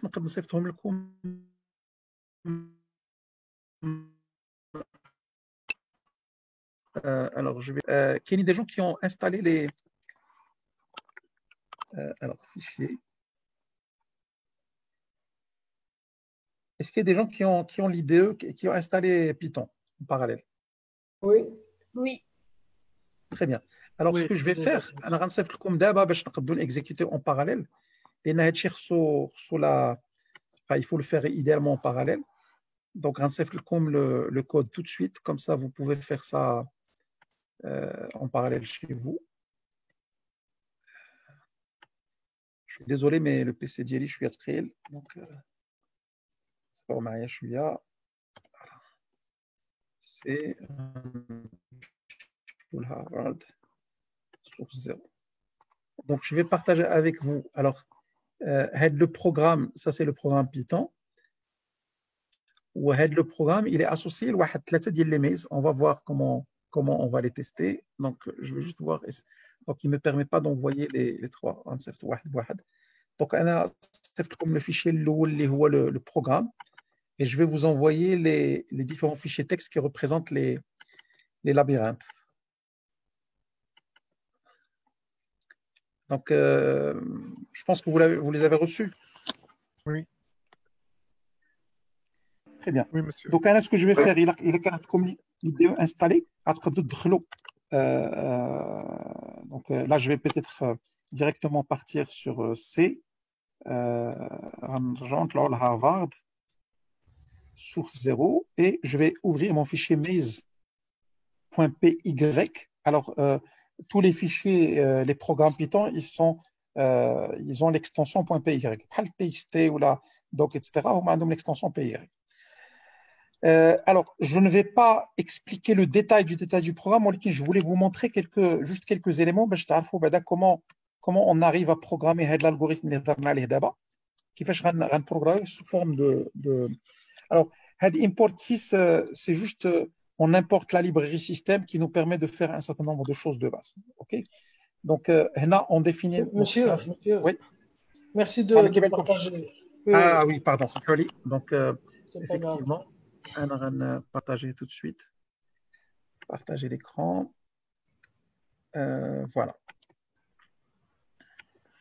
Les continue. Donc, هذا هو البروغرام كيبان لكم دابا. Allô? Oui, oui. Oui, c'est parfait. Très bien. Oui. Donc, d'abord, comme je vous ai expliqué tout à l'heure, la programmation orientée objet qui est la notion de classe. Bon, import, quand on dit import, c'est-à-dire qu'on importe une librairie, les fonctions d'IA. Donc, on a la librairie 6, qui est la librairie système, qui est la librairie de base. Mais on définit des classes. Donc, tout à l'heure, on avait parlé quand on parle d'un problème de search, on a ce qu'on appelle des nœuds. Donc, on a défini un nœud. Le nœud, on a défini un certain nombre de. Donc, on a défini des valeurs. Donc, c'est quoi un nœud? Qu'est-ce qu'on avait dit? Un nœud, c'est un état, ce qu'on a appelé ici self. C'est un parent et c'est des actions qui ont permis d'arriver à le nœud. On avait parlé aussi d'un path cost, mais sauf que dans ce problème en particulier, il n'y a pas de coût. C'est-à-dire que le coût, il est uniforme. Enfin, le coût, c'est toujours 1. Il n'y a pas de. Donc, le coût, on va le calculer en dehors de. Alors, si vous remarquez, la classe Smita Stack Frontier. Stack Frontier, c'est une classe de type pile. Donc, tout à l'heure, on avait différencié entre pile et file, c'est-à-dire stack et queue. Quand on est en mode de stack, on prend toujours l'élément dernier qui a été intégré. Donc là, la même chose. Donc, on définit la stack Frontier. Et en résumé, pour ne pas vous perturber, mais juste pour vous expliquer un peu ce que ça comprend comme fonction. Si vous remarquez, les def, quand on dit def, c'est qu'on définit soit une variable ou une fonction. Donc, qu'il des variables, qu'on appelle généralement dans une classe des attributs, donc un self frontière par exemple, etc. Et qu'il des fonctions. La fonction add, c'est-à-dire ajouter, comment faire en sorte que j'ajoute un nœud à la frontière. Et donc, je vais ajouter ça à self qui veut dire la frontière elle-même, et je vais ajouter un nœud. Et ce que je fais, c'est je fais un append, le nœud, donc je vais mettre le nœud dans la frontière. Contain state, c'est-à-dire que je vérifie est-ce que la frontière, est-ce qu'elle contient un état. Et donc, il va retourner l'état qu'elle contient. Il y a aussi la possibilité d'enlever un élément de la frontière, donc remove. Et là, donc, je vais faire, si l'élément est empty, je retourne que la frontière est empty. Sinon, je vais essayer d'explorer les éléments qui viennent après dans la frontière. Bien sûr, dans le cas d'ILQ, ça va être légèrement différent. L'ordre, il va être différent que dans le cas la file. Donc, je ne vais pas m'attarder dessus. Vous aurez le temps de regarder. Et ce que je vous demande, c'est de faire cet exercice chez vous. Il a bon, ça c'est la définition de nœud, donc je ne vais pas m'attarder là-dessus. L'algorithme, la logique de l'algorithme, c'est la partie ici. Donc là, c'est la fonction solve qui permet de résoudre notre problème de search. La fonction, je peux rendre faire. Donc, بعدا كنجي وكنحط le nombre d'états explorés il est égal à 0 au début. ما حتى حاجة ما درناها ياك كنجيو كنحط le nœud initial كنحطوه في la frontière. هنا كنستعمل une Q frontière si vous remarquez. Donc j'utilise une frontière de type Q. On peut faire le test avec les deux et vous allez voir la différence. Et je vais commencer à explorer la frontière. Donc je commence en disant qu'il n'y a rien dans on va dire l'ensemble des sets explorés. Il n'y a rien au début. Et je vais faire ma boucle. Dans ma boucle, si vous vous rappelez, qu'est-ce qu'on avait dit? Première chose, je vais vérifier est-ce que la frontière est vide. Si la frontière est vide, ça veut dire quoi? Ça veut dire qu'il n'y a pas de solution. C'est ce que je dis ici. Si vous remarquez, là, c'est très, très simple en anglais. Donc, if frontière.empty, qu'est-ce que je fais? Je génère une exception et je dis il n'y a pas de solution. OK? Maintenant, si c'est le cas, qu'est-ce qu'on a dit? On enlève le nœud de la frontière. Donc, je mets dans le nœud frontière.remove. Donc, j'ai posé dans le nœud le dernier élément de la frontière, ou le premier élément de la frontière, puisqu'on est en mode fil. Et j'ajoute le nombre de cas explorés, ou de cases explorées, ou de nœuds explorés. Je l'ajoute et je le mets à 1. Je vais ajouter 1 au nombre d'éléments explorés. Après, qu'est-ce que je fais? Je fais un test.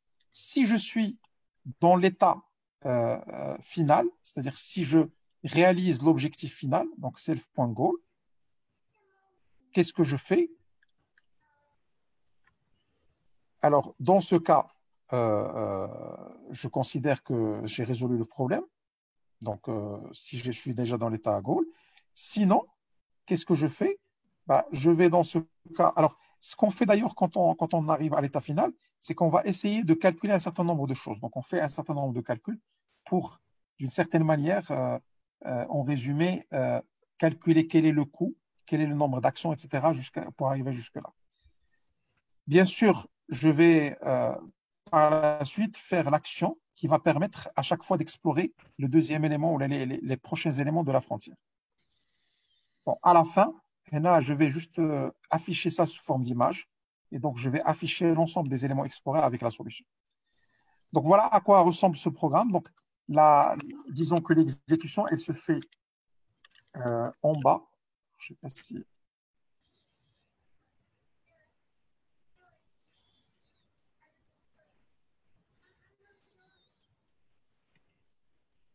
Très bien. Donc là,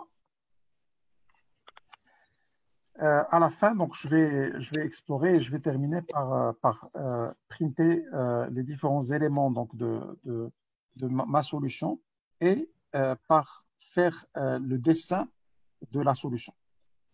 Alors, on va juste essayer d'exécuter ce programme. Donc, je vais revenir à la ligne de commande, si vous permettez. Je vais essayer de partager mon écran parce que je pense que je vais arrêter et je vais partager avec vous la ligne de commande. Donc là, je suis sur le bon chemin. Donc, ce que je vais faire, c'est pour exécuter un programme, je vais écrire Python. Mon programme s'appelle... Alors, donc Python. Mon programme s'appelle maze.py et je vais lui donner comme paramètre maze. Ou la maze1.txt. Je vais vous montrer maze1.txt peut-être juste après. De toute façon, on va le voir là ici à l'exécution. Donc, maze1, c'est ça. C'est ce que vous avez c'est-à-dire c'est une sorte de texte qui fait des cases vides, enfin des zones vides. C'est des zones vides et des zones pleines. Je peux vous le montrer. Donc, maze. Je ne sais pas si on peut le voir ici. On va essayer d'ouvrir All Files et on va voir maze1. Donc, maze1, donc vous avez des dièses là où il n'y a rien. Vous avez l'état A et vous avez l'état B et vous avez des cases vides où vous pouvez parcourir. Donc, ça, c'est un truc simple. Maintenant, qu'est-ce qu'il nous donne comme résultat? Il nous dit, voilà, le chemin pour aller du point A au point B. Et pour aller du point A au point B, ça nous a demandé 11 états explorés. Je ne sais pas si vous arrivez à voir.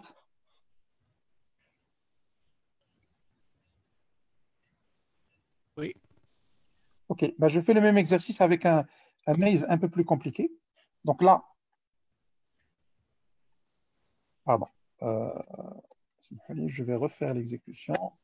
Voilà, donc là, c'est un maze un peu plus compliqué. Donc, je dois partir du point A qui est ici à point B qui est ici. Donc, voilà la solution. Donc, il nous donne la solution. Et pour y arriver, donc bien sûr, c'est la solution réelle qui a été faite. ولكن il a dû explorer plus de 77 états. Alors, le même exercice, je peux le faire en changeant légèrement dans mon programme. D'abord, on avait fait dans notre programme SolveQ frontière, donc une frontière de type Q. On va faire le même exercice avec une frontière de type stack. Donc, quand j'ai défini ma frontière, j'ai mis Q frontière. Et je vais remplacer ça par stack frontière. Et je vais refaire la même exécution. Donc, je vais faire un save. J'enregistre mon fichier. Je refais l'exécution de mon maze 2 et je vais voir la différence. Donc, il a trouvé la solution, sauf que là, pour pouvoir trouver la solution, il a dû explorer plus de 194 nœuds. Donc, en utilisant une sorte d'algorithme basé sur un système de piles, c'est-à-dire c'est un algorithme de type Death Search First, c'est-à-dire on commence par la profondeur, on constate que dans ce cas,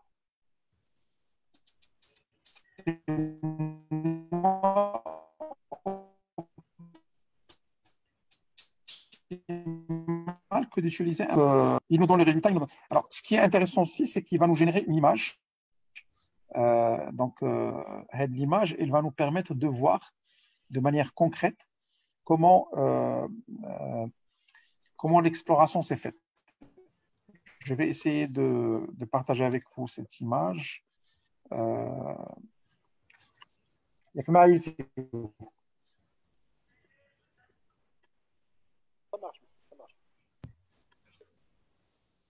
Ok, bah, je pense qu'on va terminer rapidement. Je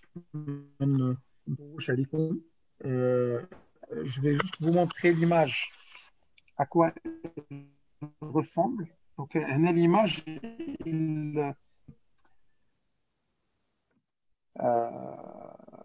on va dire c'est-à-dire le chemin trouvé, mais elle contient aussi le chemin, enfin les différentes cases qui ont été parcourues. Je ne sais pas si il va l'afficher. Je ne pense pas que vous arrivez à voir. Alors, ce que je vais faire, ce qui serait plus simple, c'est que je vais la partager avec vous. Donc, l'image, je la partage. Voilà. Donc, je ne sais pas si maintenant.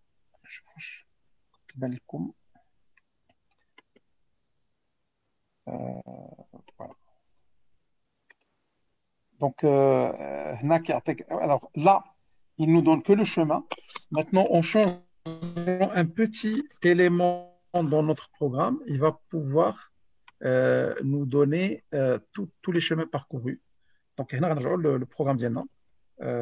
Alors, je vais partager la partie programme. Et donc là aussi, je vous demande de faire l'exercice, si vous permettez, il a d'essayer de dire l'exécution à la fin, la partie il y a show. Donc, si vous remarquez ici, je ne sais pas si vous arrivez à voir la dernière ligne. Oui. Oui. Donc, là, je fais show export égale à false. Je vais le passer à show export égale à true. Et là, en principe, ce qu'il va me donner, en réexécutant le même programme, c'est qu'il va générer en fait l'image avec le total du nombre de fichiers explorés. Donc, alors, show export. Je ne sais pas s'il y avait. Je pense qu'il y avait. Avec, je pense, T majuscule. Ah, ok. Oui, probablement c'est ça. Exact. Donc là, show export égale true. Et là, lisez l'image qui a été générée. Et donc là, alors je ne sais pas si vous arrivez à voir, je vais la partager pour vous donner en fait une idée. Donc là, en fait, on va voir l'ensemble des cases qui ont été parcours. Donc, et vous remarquez que le programme, il va parcourir énormément de cases pour atteindre la solution. Donc, pour atteindre une solution qui est très proche, il a dû partir dans toutes les cases qui sont en rouge. Le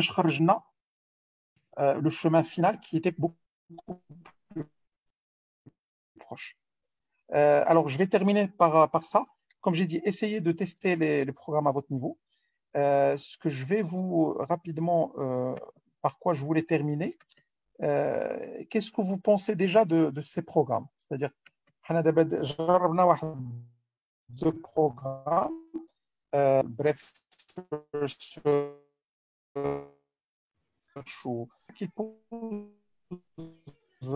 c'est-à-dire qu'ils sont un peu bêtes dans la manière avec laquelle ils sont faits. Comment on peut les améliorer si vous avez à les améliorer?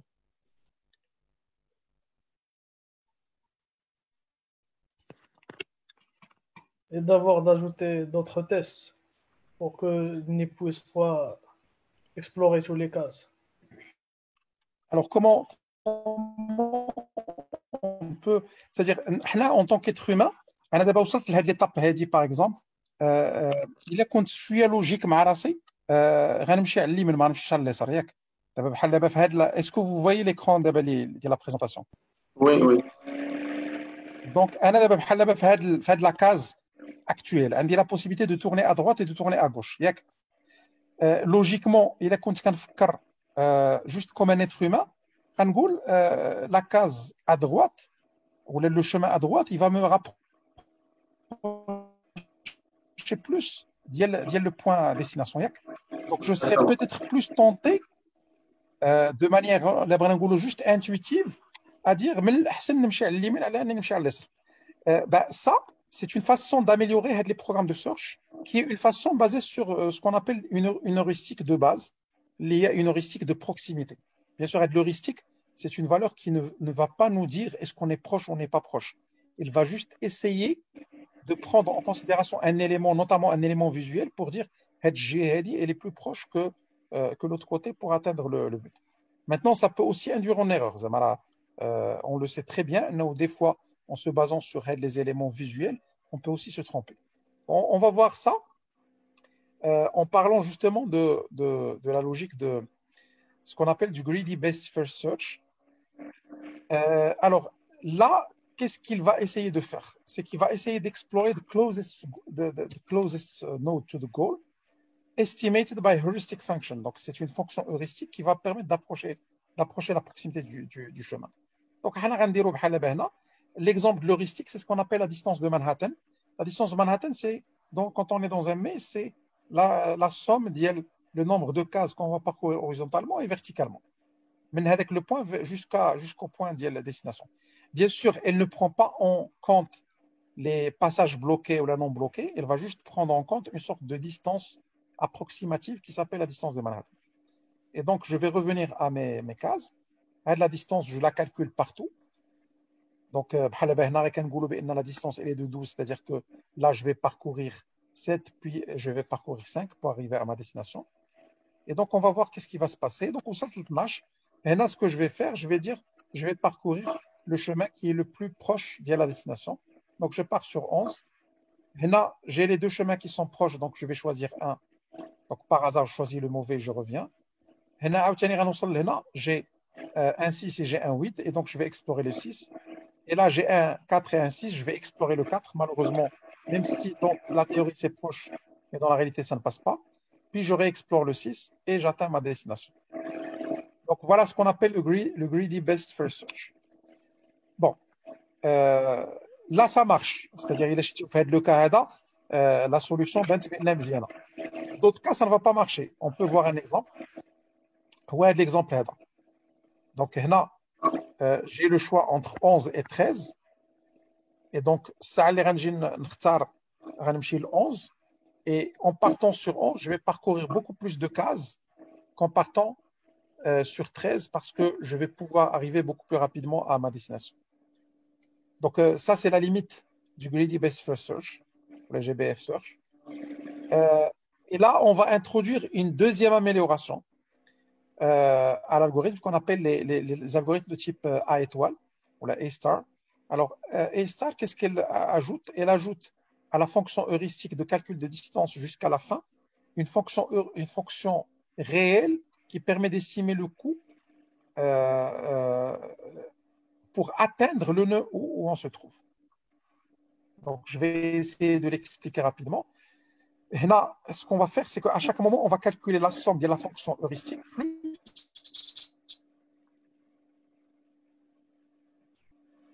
le choix. Et donc, quand je vais arriver ici, on me dit la possibilité de partir là, je vais partir.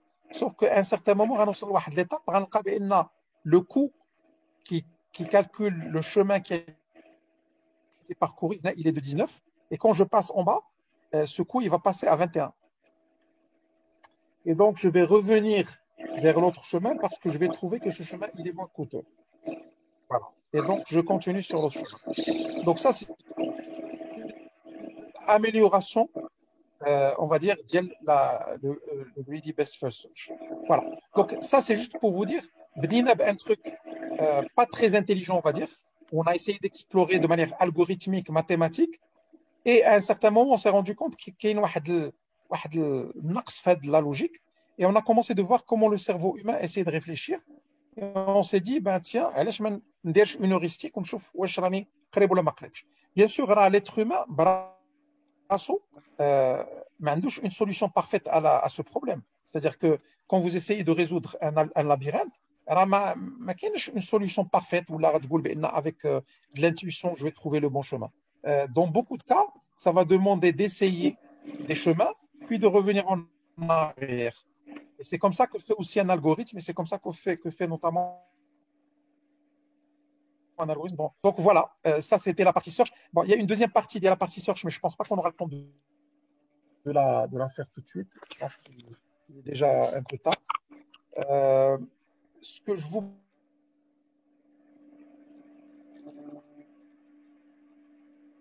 propose, regardez déjà, si vous permettez, regardez déjà le programme que j'ai partagé avec vous. On va voir d'autres par la suite, mais essayez déjà de l'exécuter. Si vous avez un problème, n'hésitez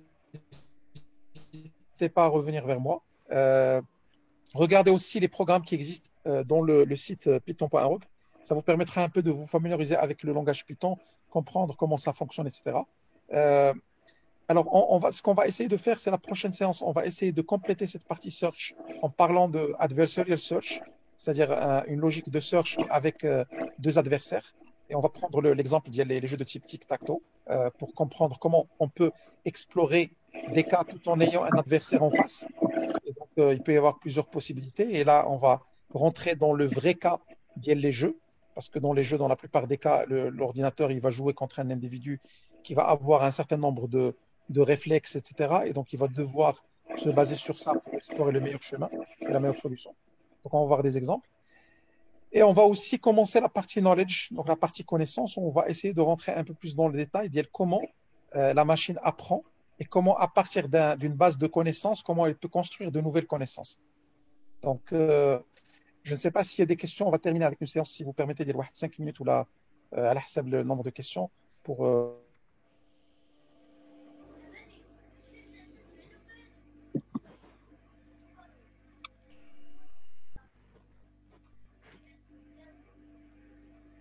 répondre à vous.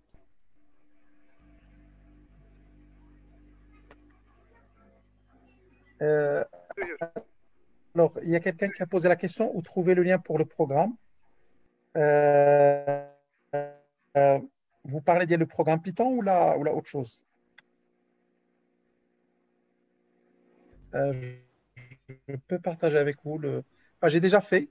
Il a le search le programme avec les fichiers texte associés. Je vous écoute. Donc, est-ce qu'il y a des questions? Donc, s'il vous plaît, c'est Zouhir. Oui. Pour l'interaction, le big data, l'interaction artificielle, Ah, واخا. Alors, غير باش ربما واحد la petite définition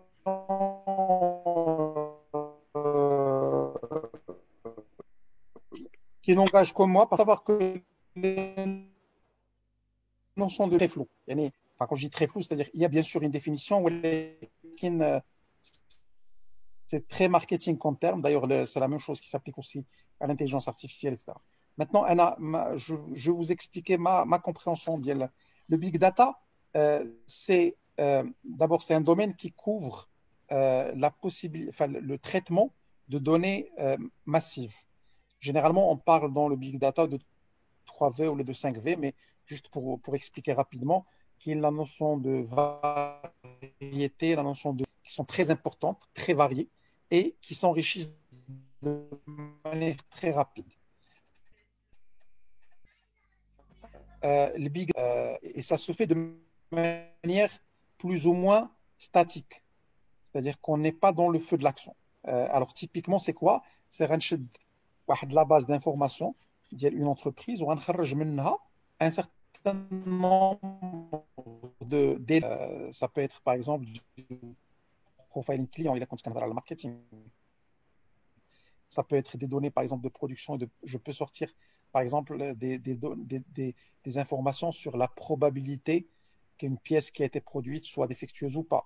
Donc appliquer par exemple l'économie en essayant d'informations.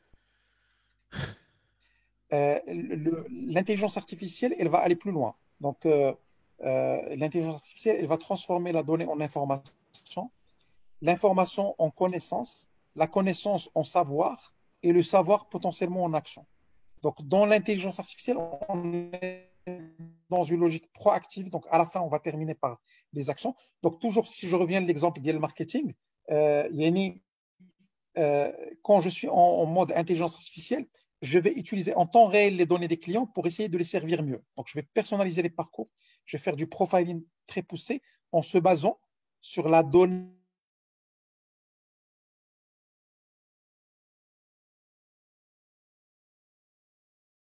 collective, des informations relatives aux clients, au top management ou aux décideurs marketing, etc., qui vont plus ou moins leur permettre de prendre les décisions, les meilleures décisions relatives à la donnée qu'ils ont, à partir de la donnée auxquelles ils ont accès. Donc ça, c'est deux éléments de différenciation. Maintenant, les deux, ils utilisent un certain nombre de technologies. Le machine learning, il est énormément utilisé dans le big data.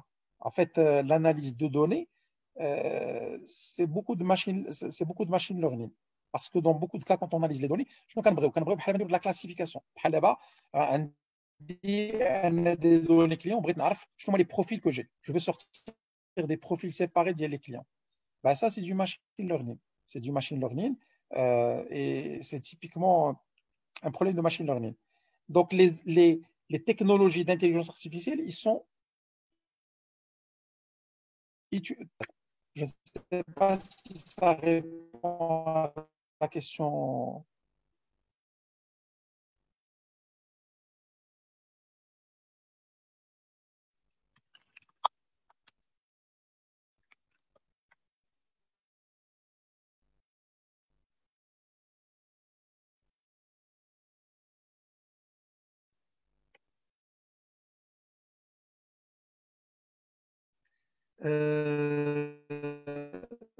C'est bon. Est-ce qu'il y a d'autres questions? Et une autre question, si vous permettez, monsieur Zouher. Est-ce qu'il y a des questions? Allô? Oui, tout à fait. Voilà, donc comment peut-on en profiter, soi-disant, de l'intelligence artificielle pour réussir une migration avec un projet de digitalisation, par exemple? Maintenant, vu on peut parler des sujets d'actualité, c'est la transformation digitale, c'est l'intelligence artificielle. On donne l'exemple d'une entreprise qui veut, par exemple, digitaliser les processus ou bien développer sa méthodologie de travail. Comment elle peut en profiter de l'intelligence artificielle ou, par exemple, comme des exemples. On peut prendre, par exemple, l'exemple de la fameuse entreprise Amazon, qu'on peut dire. Si, bon, si vous avez d'autres exemples, vas-y. Voilà, donc c'est ça ma question.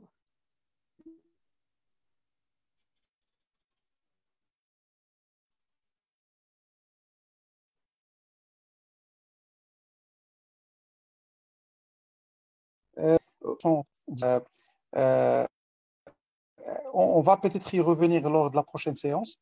Globalement, je vais juste vous dire, aujourd'hui, l'intelligence artificielle, elle va pouvoir agir sur plusieurs niveaux.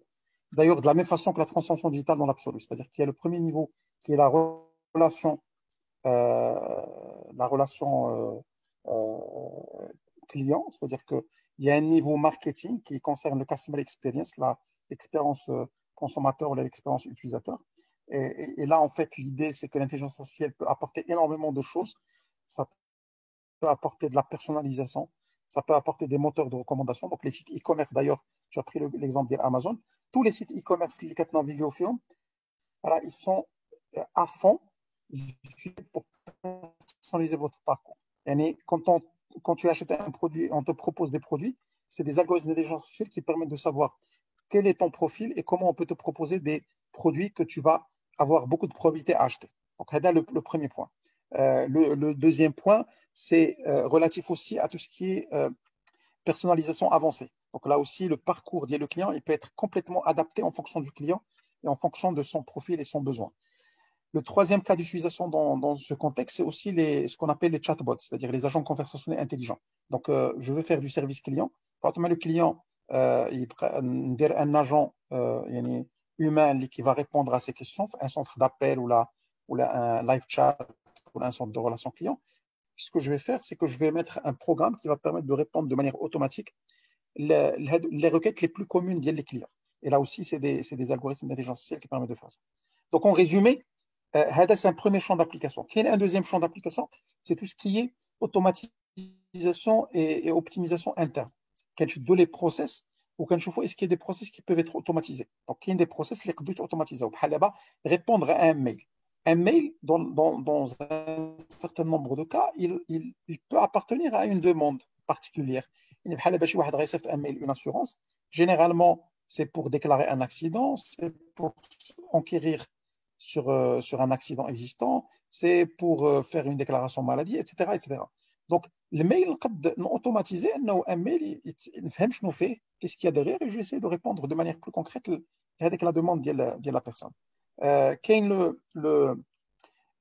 D'autres cas d'optimisation, c'est tout ce qui est process. Je prends le cas de la banca ou l'assurance, un dossier qui a été déposé, je veux automatiser la prise de décision, dire le dossier il est remboursable ou pas. Ça aussi, il y a des algorithmes.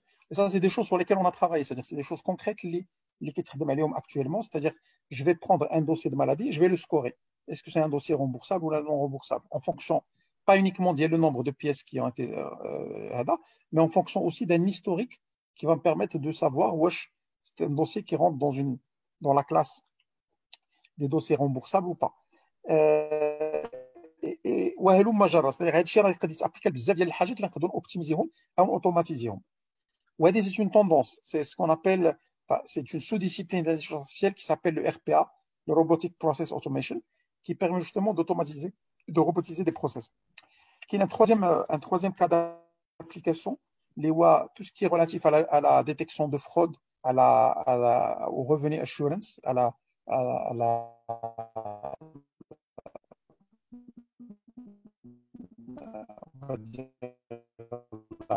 c'est relatif à de savoir est-ce qu'un client est risqué ou pas, est-ce qu'une transaction c'est une transaction frauduleuse ou pas. C'est comme le spam.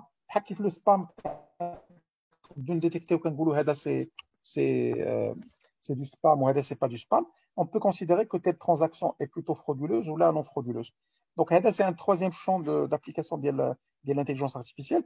Donc, il y a un autre champ qui peut être dans la transformation du business model. Et donc là, on est plus sur des aspects vraiment profonds du fonctionnement de l'entreprise, où on essaie de changer la manière avec laquelle on opère un service en essayant de prendre en compte justement des algorithmes d'intelligence artificielle pour pouvoir le faire. Donc, je ne vais pas, encore une fois, m'attarder. Je vais revenir à des cas d'application de manière très concrète dans le marketing, dans les opérations, dans les RH, par exemple, dans les RH, il y a aussi l'automatisation le traitement des candidatures. On a vu que, par exemple, Amazon, elle avait fait un programme qui permet, à partir d'un historique, de dire est-ce que quel candidat, d'abord de classer des CV et même de passer des entretiens. Bon, ça a posé une autre problématique, c'est que ils se sont rendus compte qu'automatiquement le programme favorise des gens plutôt masculins que féminins parce que l'historique était basé. Donc, il y a un مشكل ديال la donnée. Quand on parle de machine learning ou de deep learning, la donnée peut avoir un biais en elle-même. Et donc, ça peut causer une sorte de mauvaise intuition que le programme ou l'algorithme peut avoir. Est-ce qu'il y a d'autres questions? Comme ça, on termine cette séance.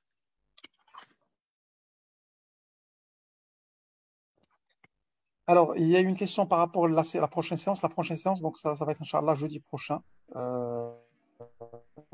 Donc, on continuera sur l'adversarial search et on va voir là aussi un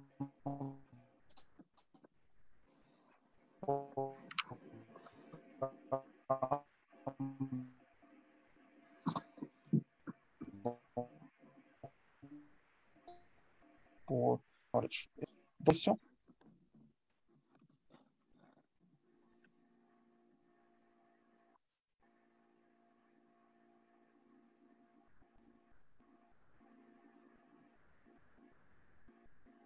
C'est bon? Bah, s'il n'y a pas d'autres questions, allô? À présent, allô? tout est bon. Très bien. Bah, il ما كانش شي سؤال واحد آخر. Je vous remercie infiniment de votre présence. Merci à Je vous vous. donne rendez-vous, Inch'Allah, le Khamis Jay. Encore une fois, c'est un première il a vraiment Ngoulou étape. La prochaine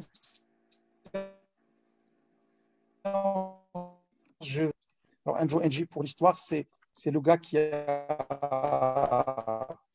a fondé un des fondateurs de Coursera. C'est aussi le gars qui a fondé Google Brain, qui est la filiale Deep Learning en Chine. Et donc, c'est la référence mondiale dans le domaine de l'intelligence artificielle. Et donc, il y a des supports Diallo que je vais utiliser justement pour essayer de mieux comprendre ce que c'est que le machine learning et le deep learning. Donc, on va avoir deux parties dans la séance. Une partie, on va dire, plutôt théorique qui va expliquer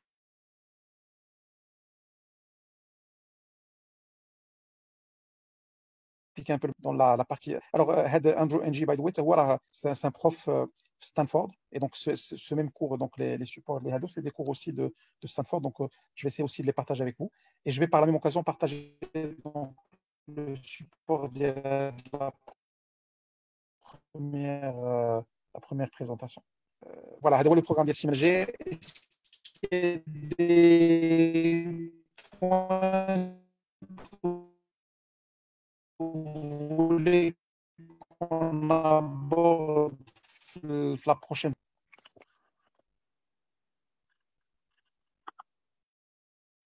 Très bien. Donc, il a ما كانت شي autre question. غنتمنى لكم ان شاء الله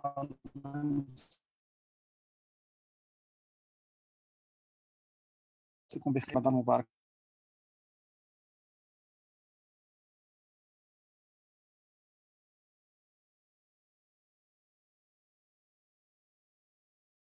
كلشي pratique في هذا الشيء ديال اللي بديناه ديال search et on va passer la partie knowledge. Donc on va essayer de voir اكثر هذه المساله ديال la connaissance, comment on acquiert la connaissance.